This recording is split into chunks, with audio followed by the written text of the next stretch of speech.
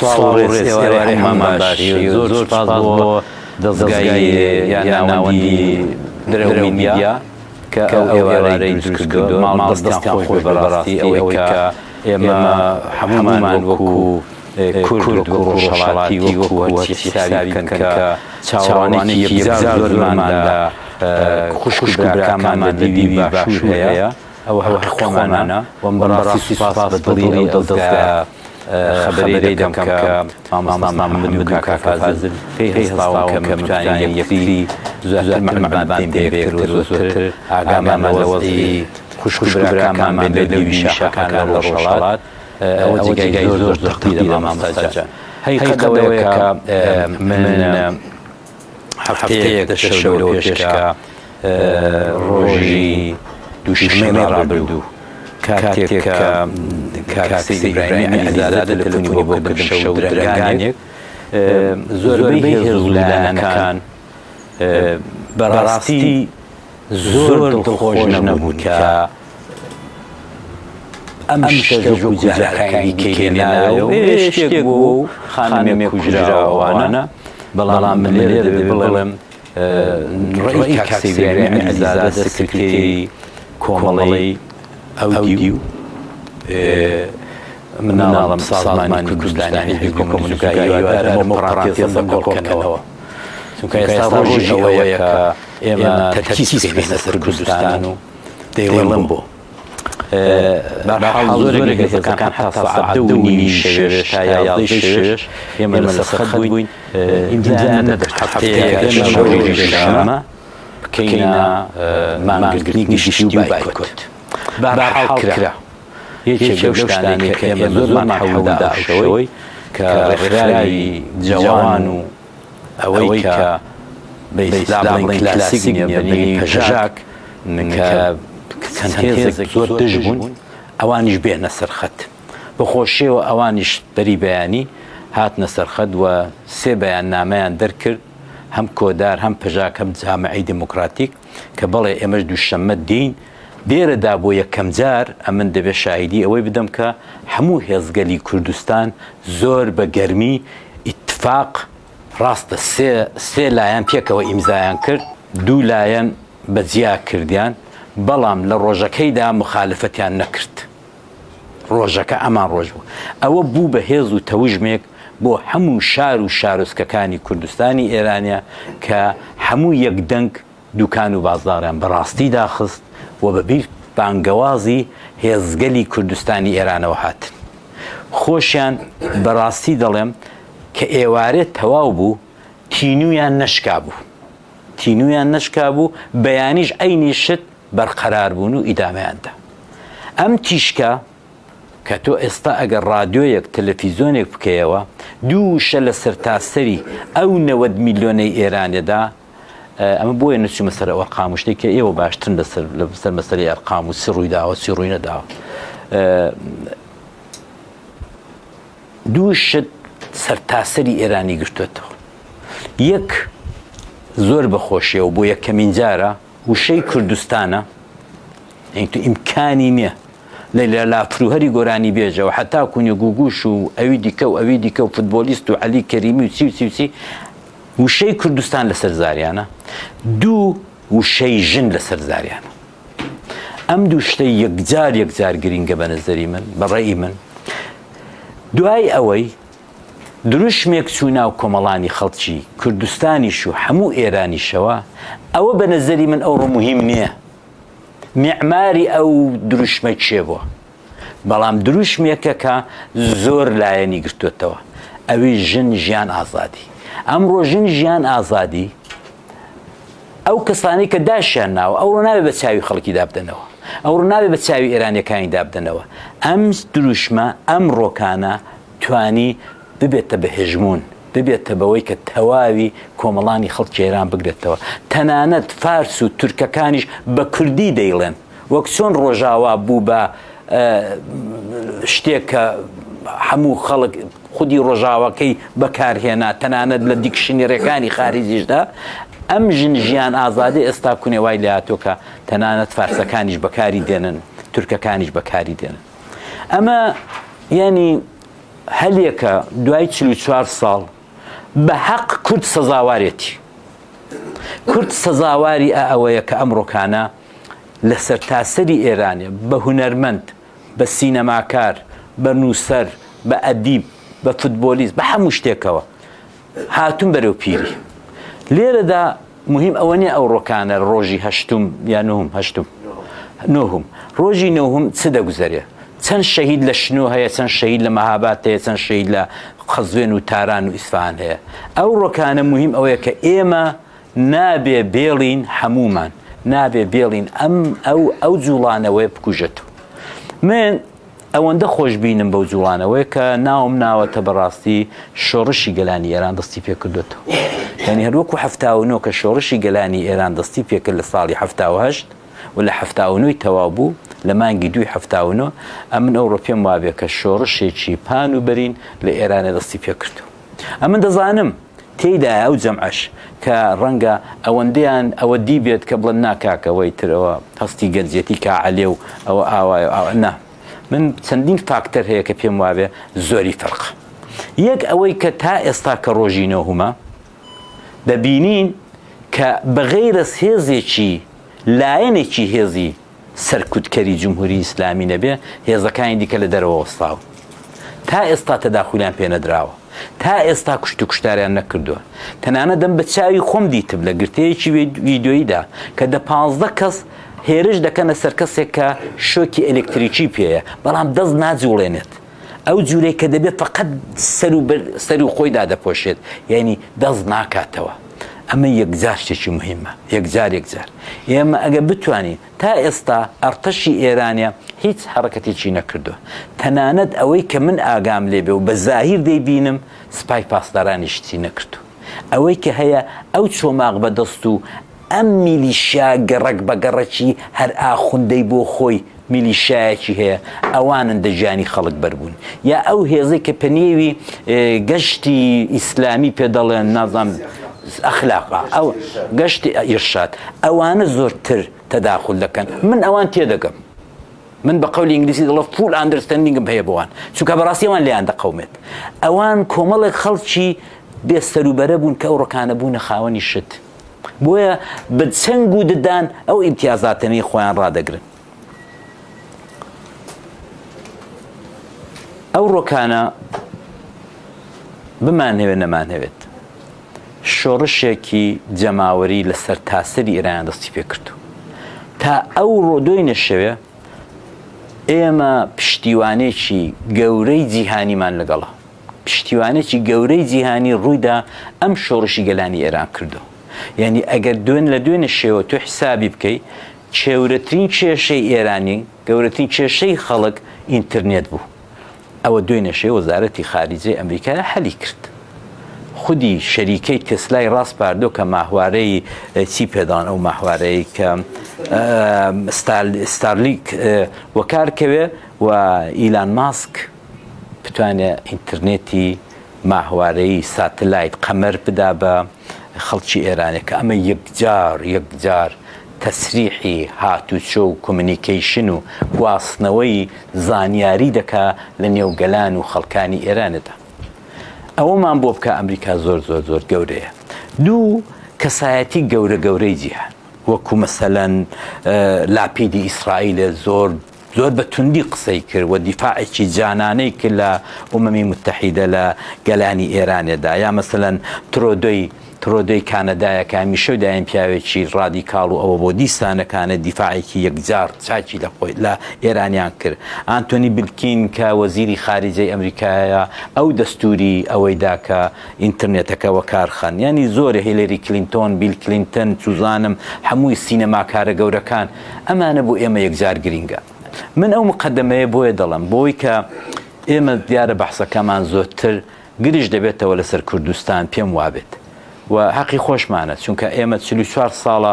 خەڵکی کوردستان بەو پەڕی وەحشیگەریەوە دەسەوسێتەوە ئومێدەوارە چاوەڕێیە هەر ئەو برایی خۆتان 44 ساڵە مەوتەنی خۆی نەدیوە 44 ساڵ دایک مردۆ باب مردۆ برا مردۆ خوشک ئێعدام کراوە هەر ئاگام لێ نەبووە ئێستا کەوابێت ئەوڕەکانە حەقی خۆمە کە من ئومێدەوار بووم کە ئێران لە ناو دەچێ ئێران ئەو ڕێژیمەی تر نامێنێت حقیقت ئەوەیە کە جوڵانەوەی ئەم دەفعەی ئێران لە کوردستانەوە دەستی پێ کردو و کەسیش ئینکاری وەی ناکە، بەڵام مهم ئەوەیە کە من ئەوەندەیان بە چاودا نەدەمەوە، هێندەی نەڵێمەوە، بمهێنم هەیە هونەرمەندیە لەیلا فرۆهەر هاوارە دەکا، مەسیحی عەلی نەژات هاوارە دەکا لە کوردستان. ئەمن بۆ خۆم بیڵم، ئەم بۆ خۆم بیڵم وەنێ ئەو بە چاودادانەوەیە گرژیان دەکا خۆیان لە دوێر زەمانەوە مەسەلەی ئیتنیک، مەسەلەی کورد و فارس بوون، تورک و فارس بوون، عەجەم و کورد هەمیشە و دایم بووە. ئێستا ئەوان ڕوویان دێمە کردووە، ئێمە تەواضوع دەیباتەوە. دوو لە هەمووی گرنگتر ئەوەیە کە ئێرانی هەمیشە و دایم حربەیەکی پێ بۆ کە کورد تەجزیە تەلەبە، کورد جیامان دەکاتەوە، کورد پشیلەکەی دڵی پشیلەکەی دێنێتە دەرێەوە دەیبا بۆ خۆی. ئەو پشیلە من بەستم خەریتەی جۆغرافیایەتی. ئێمە بە ئەوڕۆوە نەکەین. کاتێک ئێمە زۆر باش دەتوانین لە خەباتی مەدەنی کەلکێکی زۆر زیاتر لە خەباتی سەکداری وەربگرین، بۆ نەیکەی ئەوڕۆ ناردنەوەی دوو چەکدار، دوو مەفرزەی دموکرات یا کۆمەڵە یا هەر هێزێکی دیکە یا گریلا بەرەو شارێکی ئێرانێ بەڕاستی تووڕیان دەکە. نە تەنیا ئێرانی تووڕە دەکا، خودی خەڵکی شارە کوردیەکانیش تووڕە دەکات. پێویستیمان پێنێت. بەڕاستی ئێمە دەبێت ئەو ڕۆکانە تا ئەو جێگایی دەتوانین نوخبەی ئوروپی، نوخبەی دیاسپۆرای کورد بێتە سەرخەت و نەسیحەتی ئاقلانەیان بکرێت کە کاکە تۆ دانیشتووی لە پشتی لاپتۆپەکەت ئیحساساتی خەڵکی غەیرە کورد تەحریک مەکە، بەوەی کە ئەتۆ بتوێ 20 لایک 30 لاک چل لایکت بۆ بێت مەڵێ کوا پێشمەرگە لەکوێیە. پێشمەرگە کاری خۆی دەکا. پێشمەرگەش یەک سانیە، یەک ڕۆژ درەنگ بجوڵە یا زوو بجوڵە کارەسات دروست دەکا. بەڕاستی پێتان دەڵم کارەسات دروست دەکا. نابێ ئەو ڕۆکانە ئێمە فشار بێنین بۆ گریلا یا بۆ پێشمەرگە ئەی کاکە تۆ لەکوێی، ئەوە میلەتەکەت کوژرا، ئەوە ژینا کوژرا، ئەو کوڕەی خانیە میران کوژرا، ئەتۆ لەکوێیە تۆن. ئەمن لێرەم ئەتۆی کوردی ئوروپایە زۆر ئیمکانت هەیە، زۆر دەسەڵات هەیە، تۆ دەتوانی بڕۆی پێش بە هەموو دیپلۆماتکارەکان بگری، تۆ دەتوانی بڕۆی پێش بە مەجلیسەکان بگری، بە مەجلیسی عەوام، بە مەجلیسی نوێنەران بچۆ ئەوە بکە. ئەمن ئەو ڕۆکانە نمونە بۆ کوڕێکی هێناوە ساڵی 1991 کاکوشیار لە لەندەنێ بوو کە کوردەکانی باشوور لە کۆچڕەوەکەیدا چون سەفارەتیان گرت. گەورەترین دەنگدانەوەی هەبوو، گەورەترین دەنگدانەوەی سیاسی جیهانی هەبوو. ئێوە با پێشمەرگە ئەم ڕۆکانە ناڵم پێشمەرگە ناتوانێت، بەڵام بتوانێت لە دوا ڕۆژدا فاکتەری سەرەکی بێت، با بزانین چ دەقەومێت، با بزانین لە ئێرانە چ دەقەومێت، ئەو دەمی ڕۆڵی پێشمەرگەش یا گریلا دێتە گۆڕێ. مەسەلەیەکی دیکەی زۆر گرنگ کە ئێوە بە تایبەت لە باشووری کوردستان دەتوانن فشار بێنن و تەجروبەتان هەیە بۆ هێزگەلی کوردی ئێرانە، ئەویش ئەوەیە کە ئێرە فیدای فرەمیلیشایی بوو. فرەمیلیشایی ئێرەی تێکدا، ئێرەی نابود کرد. بەداخەوە ئێمەش لە کوردستانی ئێرانە ئەنواعی میلیشیای بچووک و گەورەمان هەیە، ئەنواعمان هەیە لە ئێوە زیاتر. ئەو فرەمیلیشایە ڕوو دە ئاوا بە بەڕڵایەتی ڕوو لە ڕۆژهەڵات کاتەوە کارەسات دروست دەبێت. ئێمە ئێرانمان لە دەست دەچێ هیچ خۆشمان لە دەست دەدەین. بۆیە دەبێ فشار بێنین بۆ سەرکردەکانمان ئەو ڕۆکانە ئەگە سەرکردە بن، بێنین کە کاکە ئەم ڕۆکانە ئێمە پێویستیمان بە میلیشیای حیزبی نەماوە. ئەگەر دەتوانن هێزێکی گشتی نیشتیمانی، ئەرتەشێکی نیشتیمانی، پێشمەرگەی نیشتیمانی، لەشکری هەرچی پێی دەڵن لەشکری کوردستان ئەگە دەتوانن دروستکەن فەرم و سەرسەر و سەرچاو، بەڵام نابێ ئیجازە بدەن ئەوانە وەکو گروپی میلیشیایی ڕوو دە ڕۆژهەڵاتی کوردستان بکەنەوە، چونکە کارەسات دروست دەبێت. چونکە لە ئێستاوە بۆنی ئەوە دێت، لە ئێستا ئەو ڕۆکانە هاتمە ژوورێ کاکجەواتی وڵا شنۆ گیراوەت. برادریشکە لە فەیسبوک نووسێتی کاکەوە لە چۆنەوە حیزبی دموکرات لە شنوەیە. ئەمە خراپە، بەڕاستی زۆر خراپە. کێشەیەکی دیکە کە ئەو ڕۆکانە دەبێ ئێمە ئاگاداری بین، حتا بتوانین کێشەکەمان بەنێونەتەوەی بکەین. ئەگەر بەڕاستی کوردی ڕۆژهەڵات ئەم فکرەی هەیە کە دەوڵەتی سربەخۆی خۆی دروستکات، ئەمە شتێکە ئەگەر دەزانێ بۆی ناکرێ، ئەمە شتێکی ترە. ئەمن پێم وابێ ئەمڕۆکانە هەر وەکو چۆن لێرە نەکرا، لەوێژ ئەمڕۆکانە نە جیهان، نە ئەفکاری عمومی، نە ئەفکاری جیهانی نەگەیشتۆتە ئەوەی. ئەم بڕوان بەوەی هەیە کە هەمووی ئەو ئاڵوگۆڕیانەی دەوڵەت و ئەو جورشتانە پەیوەستن بە ڕووداوگەلی گەورەی جیهانیەوە. ئێمە هەرگیزا و هەرگیز نەمانتوانیوە بە ڕووداوی لۆکاڵی قۆناغێک خەباتی خۆمان بەرینە پێشێ. هەمیشە و دایم ڕووداوگەلی گەورە بووە کە ئێمە خواستومانەتەوە. مەسەلەن حەربی عالەمی ئەوەڵ بوو، دەوڵەت و نەتەوەکان لە سەردار و پەردووی عوسمانی دروست دەبوون. ئەوە شێخ مەحموود هات پەلێکی بۆ قەوم ڕەخسا و ئیسفادەی لێ نەکرد. حەربی عالەمی دووەم هەڵاوگرمەیە کرا و ئێران داگیر کرا لەلایەن سۆڤیەت و لەلایەن ئینگلیس و ئەمریکاوە. قازی محەممەد هات ڕەشمەکەی لە دەستی ژێکافی دەرکێشا و بە پەلەپەل کۆمارێکی ئەلان کرد. خۆتان دەزانن نەتیجەی کۆمارەکە بوو بە چی. ئەمە لە چی لە ئینعکاسی ئەو حەوادیسە گەورەی حەربی عالەمی دووەم بوو کە ڕوویدا بوو.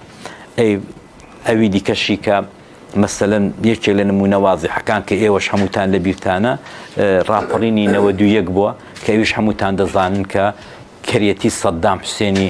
ڕووی کوێتێ کرد و ئەم وەزعی دروست کرد کە کوردەکانیش ئیستفادەیان لێ کرد. بەرەی کوردستانی بە پەلەپەل دروست کرابوو و بەرەی کوردستانی توانی بێدەست بەسەر شارەکان دادا بگرێت. یانی نەکراوە کە ئێمە لە ئەو پەڕی خەباتی چەکداری و سیاسیدا بۆ خۆمان شتێکمان کردبێت و ئیستفادەمان لێ کردبێت. بۆ دەڵێ نا، ئەمن پێت دەڵام ئەوە 44 ساڵە ئێمە ئەنواعی هێزگەل لە کوردستانی ئێرانێ خەباتمان کردووە. دموکرات کۆن تەنانەت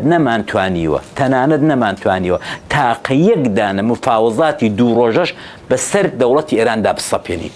لە ڕووی هێز و توانای خۆمان مفاوەزات کەی دێتە پێشێ. کاتێگە من بە قووەتم تۆ دێی دەڵێ کاکە با مفاوەزات بکەیت. ئێمە کوردی باشوور بەلانی کەمەوە ئەوەندەی کە من ئاگام لێیە لە شۆڕشی ئەیلولەوە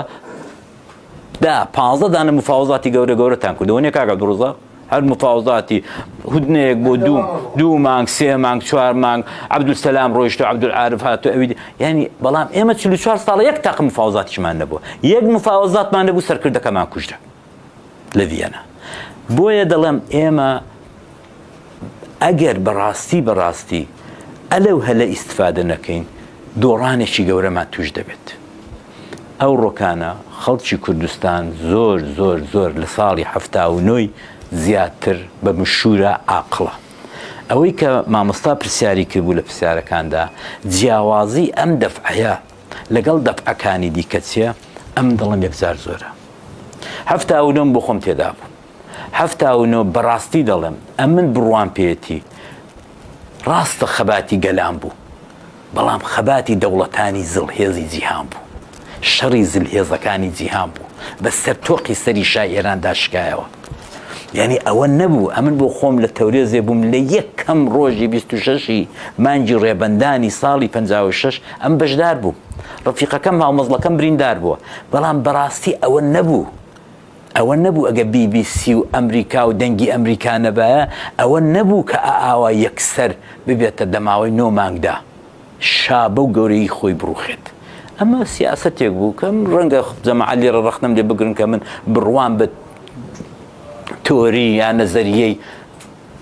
موامرە و شتی وا هەبێت. بەڵام ئەمن وای بۆ دەچم بۆ زۆر خەڵکی دیکەش تەئیدی ئەو نەزەریایان کردوکە موامرەیەکی گەورە بوو ئینگلیس و ئەمریکا و ئاڵمان و فەڕەنسا لە گوادالۆپ لە شای ئێرانیان کرد. و ئەوەی لێ هات کە هەمووتان دیتان دوو من هەمیشە دایم بڕوان بەوەی بوت. ئەمە تۆزە خەتەرە ئەو قسەیە، بەڵام پێم وا بوو کە ئێران گەورەترین دۆستی استراتیژی ئەمریکا بۆ بەماوەی ئەو 44 ساڵیدا. بۆ چونکە ئەتۆ بێنە حسابی بکە ئەو قازانجانەی کە لە ساڵی 79 تا ئێستا کوونیە ئێران بۆ غەرب بۆ ئیسرائیلی هەبوت، بینی بە حسابیکەم زانین ئایا واقعاً چ قازانچایەکی گەورە بووت. ئەو ڕۆکانە من هیوادارم تاریخی مەصرفی ئێرانە تەواو بوو بێت. هەموو شتێک لە نقطەیەکدا تەبەلور دەبێت، لە نقطەیەکدا دەشکێتەوە، لە نقطەیەکدا منفەزیر دەبێت. ڕاستە ژینا بوو بەو قوتڵۆپە ئاوەی کە لە پەرداغە پڕپڕەکەی کەوت و ئەو پەرداغە ڕژە.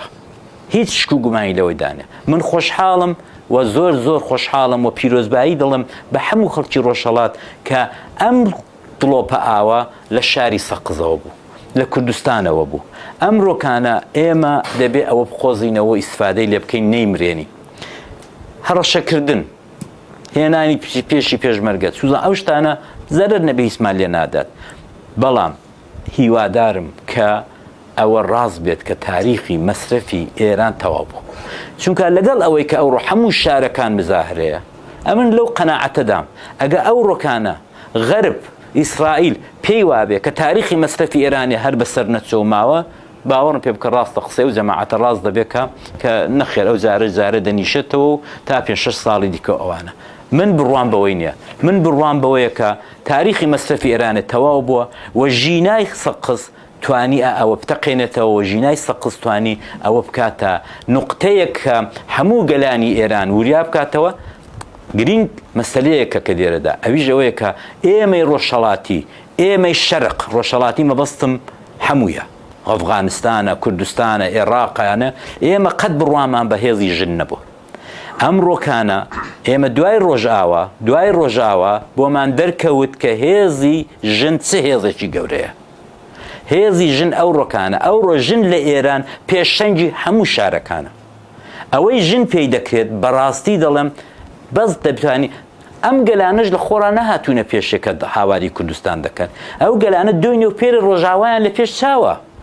شەڕەبانەکانی ڕۆژاوایان لە پێش چاوە کە بوون بە فاکتەرێکی هەرە گرنگی عالەمی. ئەم ڕۆکانە لە ئێرانەژەوە خەریکە دووپات دەبێتەوە. بۆیە ئەو خەباتەی ئەم جارەکانە لە ئێرانێ بۆیە ئومێدم پێ هەیە دش بەو کەسانە کە دەوەستمەوە کە دەڵێن نەخێ 2 ڕۆژی دیکە سار دەبێتەوە و کاک عەلی بێ زەحمەتجان تاکە دانێ و ناچێەوە ئەوانە. ئەم دەڵم ئەو دەفعەی من پێشەنگ نیم، ئەم دەفعەی خوشکەکانم پێشەنگن، ئەم دەفعەی ژنەکان پێشەنگن و من ئەوم قبوڵە بە دڵ و بەجان. پێما بلی ببڕمەوە تۆ زەگەوانیش قسە بکەن باش. تۆزێک حماسشت پێوە دیار بوو. منش ئەمڕۆ لەگەرەندێک برادران قسەم کرد ناحق خۆیتی، بەڵام یەکشت بکرێ ئەوەندە مەوزوعی با ئەو مۆزوع مەسەلەی ڕۆژهەڵات زەق نەکرێتەوە باشە. ئەمانەت باس کرد پێشمەرگە مەسەلە چەکدار نەڕوا باشە. دوو یعنی ئەوەی باسشت کرد من لەو ماوەی گەشتێکی ئێرانم کرد، گەشتێکی باشم کرد، ینی چوومە قوڵایی ئەوەی زۆر بەو لێوێ ینی شعبێک هەر بۆ خۆم ینی ئەوەندی لێ وردەمەوە شعبێک بەڕاستی ماندووە، ینی ماندووە باجی جلو بەرجی خراپ، سیارەی خراپ، برسی زۆر برسی. مەسەلە کابراایەک لە سنەی تەکسی بوو ئەوەندە پارێ بوو ئیتر کە قسەی کرد گوتی کاکە هیچ پوڵی ئەرزشی نیە، سیارەکە هێتا ئەمەی گەیاندە سەر ئەو شوێنە بەرزەکەنە ئاوێر 3 جارم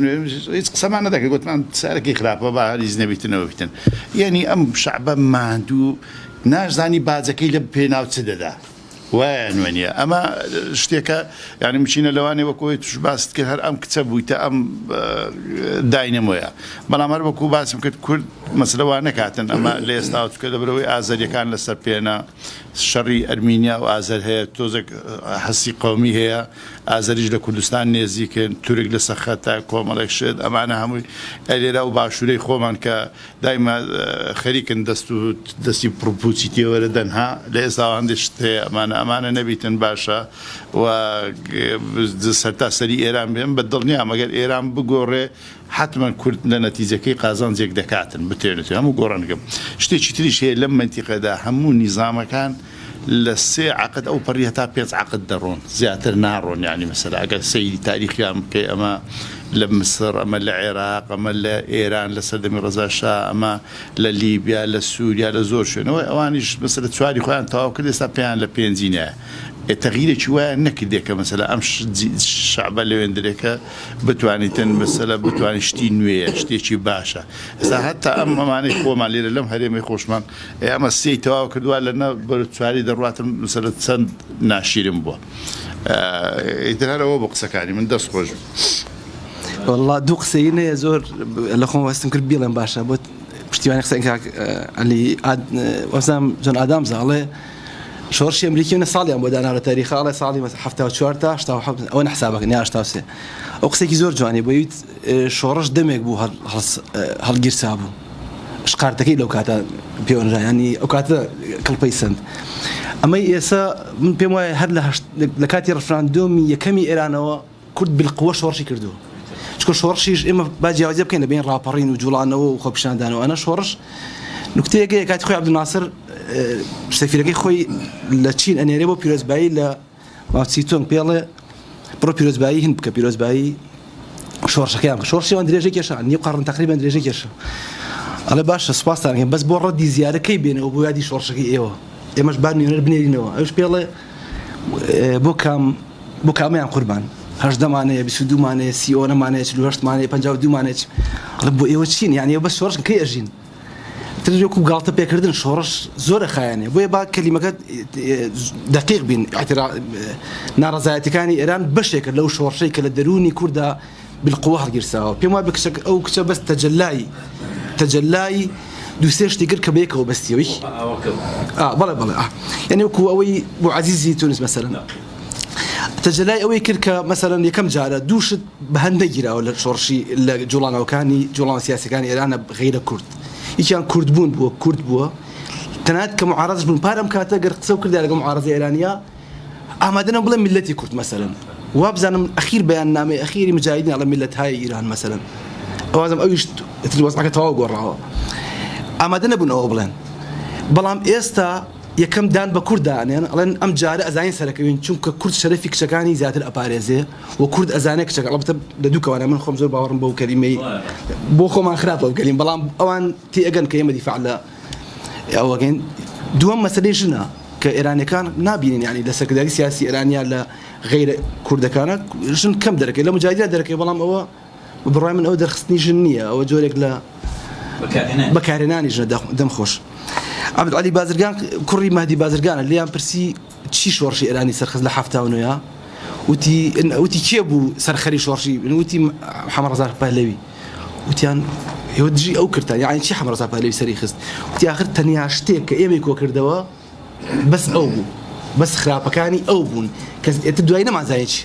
زايدش يمكن ده بو من شان يعني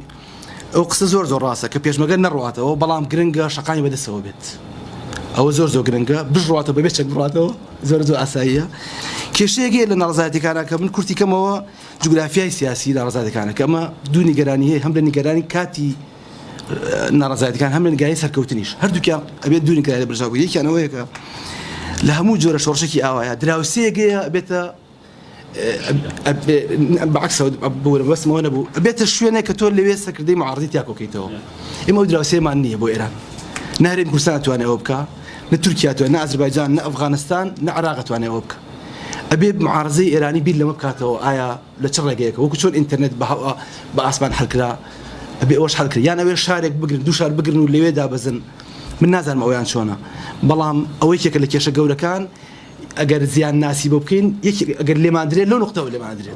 أجر سر نقري دراوسي كي باش دوزينا وكهو كريم أبكا دوم نجراني أويا مثلا إس أمره عندي كذا لنا معارضي تشكدارة طبعا معارض داخلية لنا إيران معارضي نعمل أوبوسيون ناو كيود دركي كان محمد شتى جيبه شتى ما ينا أوبوسيون داخلي بيت وكو سياسة أتجمع نقصد نا أو أنا كخليكي دراسة إيران لكن بو إيه طبيعية بس لإيران أخوتها زاننا يعني بيني إصلاح طلبي زيادة أصول قرار زيادة تانية أسبوع تخان أخويا شور قناقي كوتاي شورشي إيران ها كذبوا بخدماتهم بعضنا كي بتشوفي دوري خامنئي ما أوتو أو كشيج أو جوية كأما مثلا الجهاتي هاورين رجلات قسنكين ترجع أمكن كامبين كين يارمتيان بين بس الجهاتي أو قسنكين مثلا إذا أمر من زور بيخوش بك بجاك دعمي مظاهرة كانك بلان بيم خوشنا مصر كوماني لبريك بوستي هي ليور دعميك لبري مرة راس تأخذ تركيا إذا سرخت أزانا من شو بوست مكدو الصلاح دمرتاشو أو جيال بالله أو نانا وزور باش بويا دام بزان صلاح الدين فرقي دم خوش صلاح الدين فرقي هي لسجنا مظلومة أصلا جناية كثير بس بزينويتي بالله مظلوم كوباني هم زرر يا سوريا هم زرر يا لينش قال وتا أوبر يعني من بوستك أخير ببين لسر صلاح اندمجدار جاء زانكە مثلا لە کیۆ قسەکەم نیگەرانی لە سەرکەوتنەکان ئەبێ ئەوەش لە بەرچاو بگرین ئەوژە ئەخیر تەواو ئەخیرە ئەوەیە کە یعنی من حەز ناکەم ڕەجەم بکەوێت لە ئێستا لەوەی عکسی هەموو ئەو ئاسارم بێکە لە ئەم چەند ساڵە خەریک بووم بەڵام لە ئێستا سقوتی ئازادی کۆماری ئیسلامی ئێران زۆر خەتەرە چونکە یەکسەر مەسەلەن وەکو چۆن ئێمە کۆماری ئیسلامی پەهلەوی ڕووخا یەکسەر ڕژێمەکات 40 ساڵ ڕامان کێشە بەدوایە ئەبێت 40 ساڵی ڕاکێشین بەدوایە دیسان هێزێکی چونکە ئێران تەبیعەتێکی ئەفسانەی و نۆستالۆژی هەیە لە ناو فارسەکانە ئەگەر حکوومەتێکی بەقوە دروست بێتەوە خێرا دیسان ئەفسانە سەر قەوانە کۆنەکە و مافی کورد دیسانەوە ئەبێتەوە ڕاکێشتەوە بۆیە من پێم وایە ئەزمموی عراق لە نینۆبڕین و قۆڵبڕینی کۆماری ئیسلامی ئێران بچووکردنەوەی بۆ مەنتیقە فارسەکان نەفەس بێ بە بەلوچستان نەفەس بێ بە کورد فیدرال بێ ئۆتۆنۆمی بێت ئەمری واقع بێت دروست بێت دوایی بە تەوافقێک پێکەوە ئێران بەڕێوە بن وەک سەردەمی ئەردەڵان کە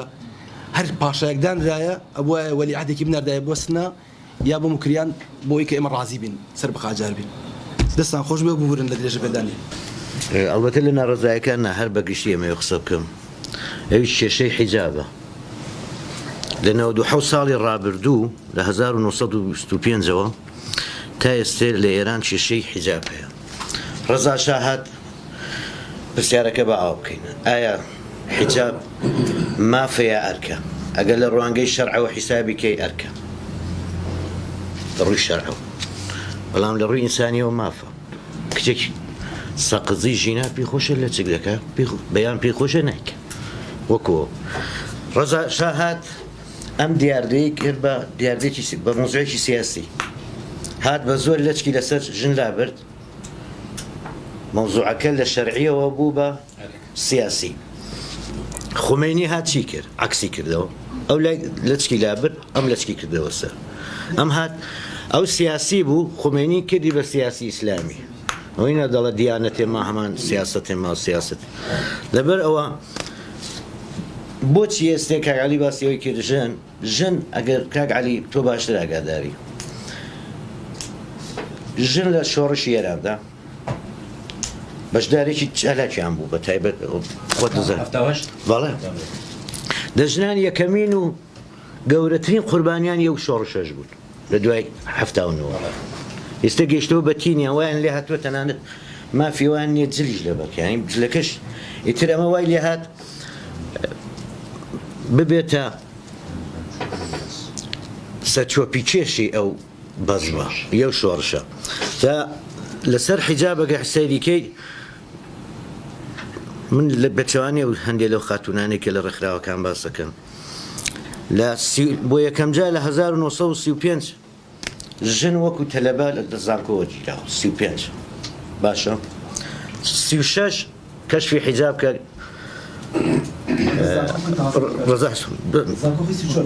عرض بکەم 1944 عرضم کردی ببووری ئەگەر ڕقەمەکەم غەڵەت نالێرە نووسیمە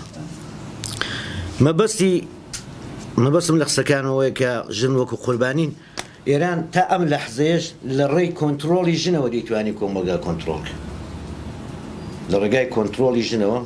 دەیتوانی کۆمەلگا کۆنتترۆلکە بە پیاویشەوە بۆچی تۆگەر سێری بکەیت حیجاب لە عێراق ئیجباری نیە ئێستا لە کاتێدا حکوومەتەکەش حکوومەتێکی شیعی و مەزهەبیشە وایە لێرە پرسیارەکە ئەوەیە زۆر پرسیارێکی جدی دوشەوە لە گروپێکیشدا قسەمان لەسەر کرد لە داهاتووشدا ئایا حیجاب لە ڕوانگەی علومی شەریعە و حسابی سەیریەکەن یا لە ڕووی فەرهەنگەوە ئەگەر لە ڕووی فەرهەنگەوە بێ مافە ئەگەر لە ڕووی شەریعەتەوە بێ ئەرکە جا ئێستا بەداخەوە لە باشووری کوردستانی ژەوە بینێکە بۆتە مۆد ئەستا دوێنێ ئۆکچی عەبدولعەزیز دەڵێ ئەمە شکات سکاڵا دەکەین لەسەرەوەی کە لە چک سووتێنراوە جارە ئەوەندە پێویستە بەس سپاس بۆ درە و سپاس بۆ ئامادەبوونی ئێوەش بەڕاستی ئەو مەسەلەیەکی زۆر گرنگەکە عەلی تەجروبەی ئێمە وەکو کورد لەم ناوچەیە ئەگەر باسی 200 ساڵی ڕابردووش بکەین بەداخەوە هیچ کات لە کەوتنەکان لە کەوتنی دەوڵەتەکان لەم زروفانەیە کە هاتوۆتە پێشەوە لە بابانەوە تاکو کۆمار و تاکو هەمووی ئێمە نەمانتوانی سوود لە تەجروبەکانی پێشوی خۆماوە بکرین. ئەمە یەکێکە لە کێشە گەورەکانی سەرکردەکانی کورد لە مێژووە و هەتا ئێستاش کە سوودیان وەرنەگرتووە لە تەجروبەکان. ئەم تەجروبەی ئێستا ڕووەدا ئێمە هاوشێوەمان لە مێژوودا زۆر هەیە. بە جۆرە لە جۆرەکان ئەمە ئێستا هاوشێوەی ساڵی پێشنەوە تویەکە ئەو کاتانی کە عراق چووە کوێتەوە و ئتر حەدەسەکانی دوایی هەم لە ڕووی ناوخۆ هەم لە ڕووی دەریشەوە. من دڵنیام ئێستا لە حافلی دەولی لە ڕووی دەرەوە خەڵکیشی زۆر لەسەر خەتن لەگەڵ ئەو برادەرانەی تۆ لە سەرکردایەتی ئۆپۆزیسیۆن و ئەوانە تایبەت کوردەکان. من کاتی نەوەت و یەکم بیرەکەوێتەوە ئەو کاتە ئەمەریشەکان بەریتانیەکان هەموو زۆر هەوڵیانەیە لەگەڵ برادەرانی ئێمە پەیوەندی بگرن. ئەو کاتە مناقەشەی ئێستا جەنابەت کردە ئێمە داخڵ بین یا داخڵ نەبین نەفسی مناقەشە ڕوویتە. نەفسی کۆبوونەوە ئەکرا پارتی یەکێتی فلان فیسار کە ئێمە چی بکەین بەداخۆ کاتەش وەکو ئەو برادەرانەی جەنابەت باسی کرد خلاف ڕایە. ئەو مامجەلال لە پلنیۆما باسی کرد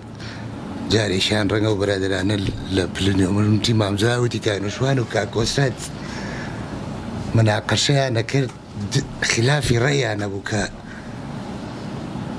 عراق ئەوەی جەنابوتە ئەوە سار دەبێتەوە یا گەرمە بێتەوە وتی کاینوشاو تیش قارتەی بۆ هەڵڵن تیش قارتەی بۆ هەڵڵن بزان کامیان مەبەستی لەوە بوو مامجەلال کە خلافەکان هەبوو لەسەر داخم و خۆی تەسریحیشی یا مامجەلال کاتی خۆی وتی ئێمە لەگەڵ جێشی ئەمریکا داخڵ نابین. ئەسڵ داوای مفاوزاتیان لە عراق کرد لەو کاتەیە خەتێکیان دۆزیەوە گفتوگۆ بکەن لەگەڵ عراق. ئێمە یەک غەڵەتمان کرد ئەو کاتە ئەو غەڵەتە تا ئەو دقەیەش یەخەی گرتین. ئەوە یەکێ لە جەنەڕاڵەکانی ئەمریکیەکە ناوەکەی بیر نییە بەس دکتۆر چیا جارێک ناوەکەشی نووسی مامجاو کاتە لە دەرەوە بوو پێش بەڵێ کە ئەکوڵا وەزعەکە هێشتا ئینتیفازە ڕووی نیا بوو.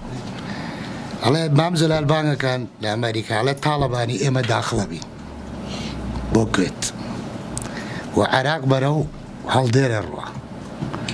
چیمان بۆکەنیەوە. مامجەلال نامەکەی بروسەکان هەیە بڵاو کراویشێتەوە جواب بۆ سەرکردایەتی ئەنێرێ ئەو کاتەش ئیبەرەی کوردستانی ئەوانە یعنی تقریباً مامجاو نامەی هەیە کاڵێ وایان پێوتم چی بڵێم ئەو کاتە ئیتیفاق وا بوو کە ئێمە وەکو کورد داخڵ نەبین. فعلا بوو بە قەراریش جەنابەت بیرێتێ لە ڕەوەکە مامجەلال چووە لەگەڵ نەفسی جەنەرەڵ قسەی کەشکین وتی فریامان کەون وتی فریامان کەون. من ئەم قسەی ئەجێرمەوە ئەمە تەجروبەیەکینە کابرای ئەمریکی وتی توی تاڵەبانی کاتی خۆی پێم وتی ئێوە نەهاتن پێی وتبوو توی تۆ پۆکەرە زانی وتبووی ئەیزانم توی پۆکەر چەند دانێ ئەوە نەوەرەگری کاتی خۆی پێم وتن وەرن شتێخەنە سەر مێزەکەی وە قوبوڵتان نەکرد وتی لەبەرەوە ئێستاش هیچ وەرناگرن. ئەم حیوارە کە ئێمە ڕەومان کرد کەس پشت و پەنامان نەبوو ئەمە جەلالیان وتو لەبەرەوە پەیوەندەکانی دەرەوە ئێستا لەم کاتەیە من دڵنیام لە مستەوای زۆر نهێنی ئەوانەیە ئەکرێت ڕەنگە ئەگەر جەنات بە هیمەتێکی لەگە ئەو برادەرانەیە ئەمە زۆر گرنگە وتت تۆ وتت ئەمە خۆشبەختانە دەستی دەرەکی ئەوانەی کەم تێ دەستی دەرەکی تیابێتیانە بێت تێکەوێت چکە بەرژەوەندی وڵاتان لە ئێرانیشی گەورەی ناو شەرقا بتێ و نەتەوێ هەمووی دێتە ناوی و لەسەر خەتە بێ هەمووشی دێتە ناوی. تۆ چۆن وا ئەەکەی کارێک نەکەی ئەوانە بە مەترسی بزان بڵێن با بمێنێتەوە باشترەوە گلەوەی بڕوخ وەکو چۆن شیعەکان لە جنوب کردیانە مەریشەکانتیان کاکە با تیارە هەستێنێ قەمعی ئینتیفازەکە باشتر لەم قۆناغا بۆ ئێمە. لەبەرەوە ئەمە غەڵەتی گەورە لەوە کە ئەوانە دێنە سەر بەرژەوەندی خۆیان و ئەوانە چۆن بخوێنرێتەوە بەرژەوەنێ. من بۆ خۆم ڕەم وایە ئێستا لە هەموو کاتێ زیاتر پێویستە ئەو ێزانەی ئێران ئەنجومەنێ دروستکەن یا کۆبوونەوەیە بکەن یا سەرکردایەتیە دروستکەن بە پرۆژەیەکی متەکاملەوە و لەگەڵ ئێرانەکانی تریشە مجاهدینی خەڵق و ئەوانەش و من نازانم ئێستا حەجمیان چۆنە. من پێم وایە مجاهدینی خەڵق هەمیشە حەجمی دێتەوە، یعنی ئەوە نییە بڵێ هەم لەسەر ئاسی ئێران لەگەڵ معارەزەکان مەجلیسێ دروستکرێ وەکو چۆن کاتی خۆی بەیەمەیان و بیکەن لێرە و دواتر مۆتەمەری وەتەنی ئەوانە المهم من پێم وایە هاوشێوەی دووبارەبوونەوەیشی مێژووە بە جۆرە لە جۆرەکە ئەو ئەنجومەنانە پرۆژەیان هەبێ پرۆژەیەکی متەکامل ئێمە نەمان بوو. ئێمە کە چوینە بەغاو برادرانە لە مزەکەراتەکانە باسییانەکەن کە عراق پێیاڵێت چیتانەوە هیچیان پێدات دەستیشانەکەوێت ئەم لاو دەستیانێ هەمیشە کە چوونەتە بەغاییان پێ نەبوو کە لە هەر زروفێ لە کەوتنابێ لە مفاوەزات هابێ لەی نابێ هیچیان پێ نەبوو. جارێکیان بەیانی 11 ئازارەکە دەرەهێنەوە ئەڵێن ڕەنگەی سەرش لە بەغا هەر ئەو 11 ئازار بخەنەوەسەر هەر ئەوەمان پێ بوو لەمە خیراوی پەرلەمانم فیدراڵیینە. بە هەر حاڵ پرۆژەیەکی متەکامل زۆر گرنگە لەم قۆناغە سەرکردایەتیشی موحد ئەجا مەبەست لەوەیە کە تەبەنی ئەو پرۆژەیەکە زۆر گرنگە فعلەن ئەوەش زۆر گرنگە کە مراقبەی وەزعەکە بکرێ ئەو پەیوەندی لەگەڵ ئەو پەیوەندی ئێوە ئەزانن 2000 لە ئاسی بەرزە لە ئاسی استیخباراتی و پەیوەندی زۆر تایبەت و نهێنیە بڕیارەکانە درێ دوایی 10 ساڵیکە هیچی مزەکەرات دەنووسێتەوە لە وڵا فڵانکات فڵانکە زوای پێوتی ئێستا فریای ئەوە بکرد ئێستا فریای ئەوە بکەوێ بۆی ڕوونەداتەوە. ئەوەی جەنابە دوتە دۆستی استراتیژی ئێرانە ئەمریکا من بخۆمە من پێوانیە بەڵام لەبەر ئەوەی ئێمە نەمانتوانیوە بەرژەوەندیەکان بخوێنینەوە وا بکەین ئەوان پێیان وا بووە نەتیجەکەوا گوتۆ ئیسفادەی ئەمریکای هەبووە لەبەرەوەی فعلەن کە ئیسفادەی ئەمریکای نەبووە ئەمریکا بەیانی لایە برد بەڵام ئەویش حەقی خۆیەتی بەرژەوەندی خۆیەتی بەرەوە ئەوە نییە ئەوان دۆستی ئەوان بوون نەخێ ئەوان بەرژەوەندیان وایە ئەمە بەرداوێت تۆش ئەگەر کارێ بکەی بەرژەوەندی دیارە هەر ئەمە بمێنێتەوە باشتر لەوەی کە دوجارە بێ بەرژەوەندەکان بە شێوەی بخوێنرێتەوە. من ئیشارەتێ بە هێزی مجاهدین بەی نازانم من معلوماتم نییە کۆنە معلوماتەکەم کۆنە ئەوان ئەگەر داخڵ بن یا تەبەنی نازام کردویانە نە چۆن داخڵە بن هێز و حەجمیان چۆنە بێ بە تایبەت لە ئەوروپا ئەوانە هینیان لۆبی ئەوانیان زۆر بەقوتە من هەر ئەوە و بیوادارم سەرکەوتوو بن و سوپاسانە. دەستان خۆش بێ من ئەم شۆرشە بە شۆرشی سەپاندن ئەزانم شۆرشێکە هاوارە بۆ ئازادی من زۆر چوومەتە ئێران طبعا ئێران وەکو کاک شاتمان وتی لێرە تێپەڕیوەها لە برسە بەڕاستی ئێران برسیە یعنی من چوومەتە ئێران کە ئەو دۆخەم بینی وتمە سپاس خوایە بۆ تۆ کە خەڵکی ئێرانی بەڕاستی یعنی لەم کاتەیە چکە خەڵکی ئێران زۆر داماوە بەدەر لەوە شتێک هەیە ئێران من نامەوێ بۆرەی تۆ بڕۆخێن و ئەمانە بەڵام ئێران دەوڵەتێکی گەورەیە زۆر دەوڵەتێکی گەورەیە و بە ئاسانی ناڕوخێ ئەگەر ئێمە ڕاستە ئێمە دڵخۆشین بەم شۆرشە بەڵێ ئەڵەم دەوڵەتێکی گەورەیە ئێران ناڕمە بەستم دەوڵەتەکەیە تۆ ئەفو بیاڵە قسەکەم بکەم دەوڵەتێکی گەورەیە و لە مێژەوە ئەمە دەوڵەتە هەروە بە ئاسانی ناڕوخێ ئەگەر ئەم حکوومەتی ئێرانە ئەگەر بژڕوخێ ئەگەر مجاهید بێتە سەر حکم هەر نەڕوخێ باشترە ئەگەر هەر ئیسلام و هەر ئاخوند بێت هەر نەڕوخێ باشترە خۆی ئەمە حەقیقەتە ئەمە مادەم شەڕی خۆسەپاندنە و شەڕی ئازادیە بەڵام شتێکی تر هەیە وەکو ئەوی کاڵێ خۆی لە ڕاستیدا دوو حاڵەتەیە هەردوو حاڵەتەکە خراپن هیچ یاوازیەک نییە لە بینی ئاخوند و سەرمایەداریە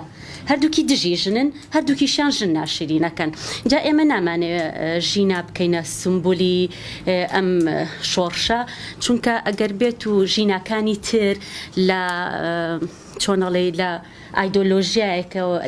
زیندانیەک ئایدۆلۆژیەوە بگوازینەوە بۆ زیندانیەکی تر ئەمە دیسانەوە لێرەش هەر ناشرینکردنە بۆ شتنا چونکە لە بەهای سێکسوالیەتی و ئەم شتانەیە ئەبیندێنەوە ئێمە لێرە هەندێک کچە مۆدێل و شتمان هەیە سەیرەکەی ئەمانە کراون بەقاڵە ئەگەر بێت و ئێمە هاواری ئەوە بکەین ئەمە لێرە ئێمە هیچ هاوارێکمان نەکردووە چونکە ئێمە ئەمانەوێ ئازادی بۆ ژنان بگەڕێنینەوە ئەو ئازادیە کە خۆی پێی جوانە نەک ئازادیە بەقاڵا و بە سەرمایه‌داری ببیندێ دوجار ئێمە ئەگەر بیر لە شتێک بکەینەوە بیر لەو شۆڕشە بکەینەوە کە لە کاتێکە حکومەتی شا چۆن ڕوخە هەمومان لەوانەیە ئەوە بزانین کاتێکە حکومەتی شا ڕوخە ئەم دەستی ئەمریکا بوو کە ئەم خومینی هێنا بۆ ئەوەی ئەها شتێکە بوو ناوی وارشۆ بوو شتێکی شەیە ناوی ناتۆیە لەبەرەوەی کە ناتۆ لە نظامی سەرمایه‌داری خۆیەوە ئەوە بوو هەستا ئیتیحادی سۆڤێتی شکست پێهێنا ئەوە بوو خومینی هێنا شای ڕوخان ئەوە بوو ئەفغانستانی هێنا ئەوە بوو پاکستان و هەموو ئیسلامیەکانی زین و کردوانێ ئێستاش من وای ئەبینم نە ئەمریکا بە کردار دژی ئێرانە نە ئێرانیش بە کردار دژی ئەمریکا هەردووکیان لەسەر سفرەی هاوبەش کۆکن ئیتر هیوادارم ئەم شۆڕشەش بە کەیتی عەلی بێ بەڵێ زۆر سپاس زۆر قسەی باش کرا نامێ هیچ دووبارە بکەمەوە بەڵام هەندێک من زیاتر ویستم باسی بردیان دامنشنی نێودەوڵەتی بکەم سەیری خەریتەی ئێرانەکەیت ئەزانی چەند گەورەیە اونجا ئەزانی سەیری دراوسێکانیەکەیت ئەزانی ئەم گۆڕانکاریانە چەند تەئسیری لەسەر دنیا هەیە و هەندێک جوابی هەندێک سوالە داتەوە بەڵام زۆر سوالی گرنگتریش هینەکە قسەی کابرایەکی نایم ێستا لەبیر نەماوە مؤرخێکی ڕووسە ئەڵێ مێژوو لەبارەی ڕابردوو نییە قسەکەی بە ئینگلیزی بخوێنەوە زۆر جوانە ئەڵێ hell it's not even past yet هێشتا مێژوو ڕانەبواردووە هێشتا لێرەیە بەڕاستی زۆر جوانە چونکە کەلاکەبوونی ڕووداوەکانی پێشووە ئێمە پێم وایە ئێمە ممچینە لەسەر لێواری گۆڕانکاریەکی مێژووی گەورە بین لە مەنتیقەکە و تەنها بە کوشتنی ژینانە بە تەنها بەو مزاهراتانە و بەو ناڕەحەتیانەی کە یانێ و ناڕەزاییەی کە لە ئێرانە جیا دروستە بێتەوە گۆڕانکاریەکی سیر لە دنیا هەیە بە یۆکرانیاوە بەبوونی پێشبڕکەیەکی ئەنتیکەی بینی سعودیە و ئێران لەسەر حتا خەریکە ببێتە نەوەوی نوکلێر من لەگەڵ ئەوەیەم کە بەڕاستی ئێران دۆستێکی تەبیعی نییە لە مەنتیقەکە دۆستەکەی کە بتوانێت لەسەری اعتیماد بکە و بژی هەر ئەمریکایە و ئەمە لەبەر ئەسبابی تاریخی و لەبەر ئەسبابی جۆگرافی شەڕی ئێران و ئەم جمهوری ئیسلامیە لەگەڵ ئەمریکا ئەوەیە ئێران ئەوێ ئەمریکا ئێران قبول بکا بەو جمهوری ئیسلامیە ئەوانشیانەوێ تۆزێک بیگۆڕن و بیکەنە شتێکی مەقبول کە بتوانانی ئیشی لەگەڵا بکرێ شەڕەکە لەسەر ئەوەیە ئەجینا ئێران مەسلحەتی لەوەدایە کە مەسلحەی ئەمریکا کە دەست بەسەر ناوچەی ڕۆژهەڵات و هینی گەڵف خەلیجی فارس بگرێ ئەسڵەن سعودی نەک هەر دۆستی استراتیژی طبیعی ئەمریکانیە بەڵکو دژمنی طبیعی ئەمریکایە بینی حکوومەتەکە زۆر محاولاکە دۆستایەتی لەگەڵ ئەمریکا بەڵام خەڵکەکان زۆر دژیەکەن مەساڵحیان زۆر دژیەکە تاریخیان زۆر دژیەکە و من پێم وایە لە ئاخیرە هەرواشی لێتەوە ئێمە نازانم چییە بێ ڕووەدا و من هیوادارم بەڵام بەقەدەر تۆ بگەشتبین نیم هیوادارم ئەمە نەبێتە دووپاتبوونەوەی سووریا من بیرمە لە سووریا کە وەختەکە مزاهراتەکە گەورە بوو بە قووەت بوو دیمەشقی گرت ڕیفی دیمەشقی گرت و زۆر شاری تری کرد حافزە سەر ئامادە بوو مفاوەزات بکە بەڵام تورکیا دەستی تیا بوو تورکیا وتی نا مفاوضات ناکەین چەک هەڵەگرین مەسلحەتی تورکیا لەوە نەبوو ئیسلاح لە سووریا بکرێ مەسلحەتی لەوەدا بوو سووریا تێک بچێ و بڕۆخێ و من پێم وایە تورکیا دەستی ئەبێ لەو هەرایانە و ئەوێ بە ئەتیجاهی خۆی بڕوە تورکیا قەت مەسلحەتی لەوەدانیە ئێرانێکی بە قووەتی نەوەوی لە تەنیشتی بێ چکە ئاوە بچووکە بێتەوە سعودیە ئامادەیە هەرچی ملیارە هەیە سەرفکە بۆ ئەوەی تێکی بدە رووسیا ئێستا پێویستی بەوە هەیە ئێران بە قووەت بێ چونکە بەشێکی لە تەحالف و لە شانگهای ئەوە ئامادەیە شەڕیشی لەسەر بکە کە ئەم جمهوریە ئیسلامیە نابێ بڕوخێ یەک هێنایە شەنگهای قبول ناکە ئێران و تورکیا لە یەک تەحالف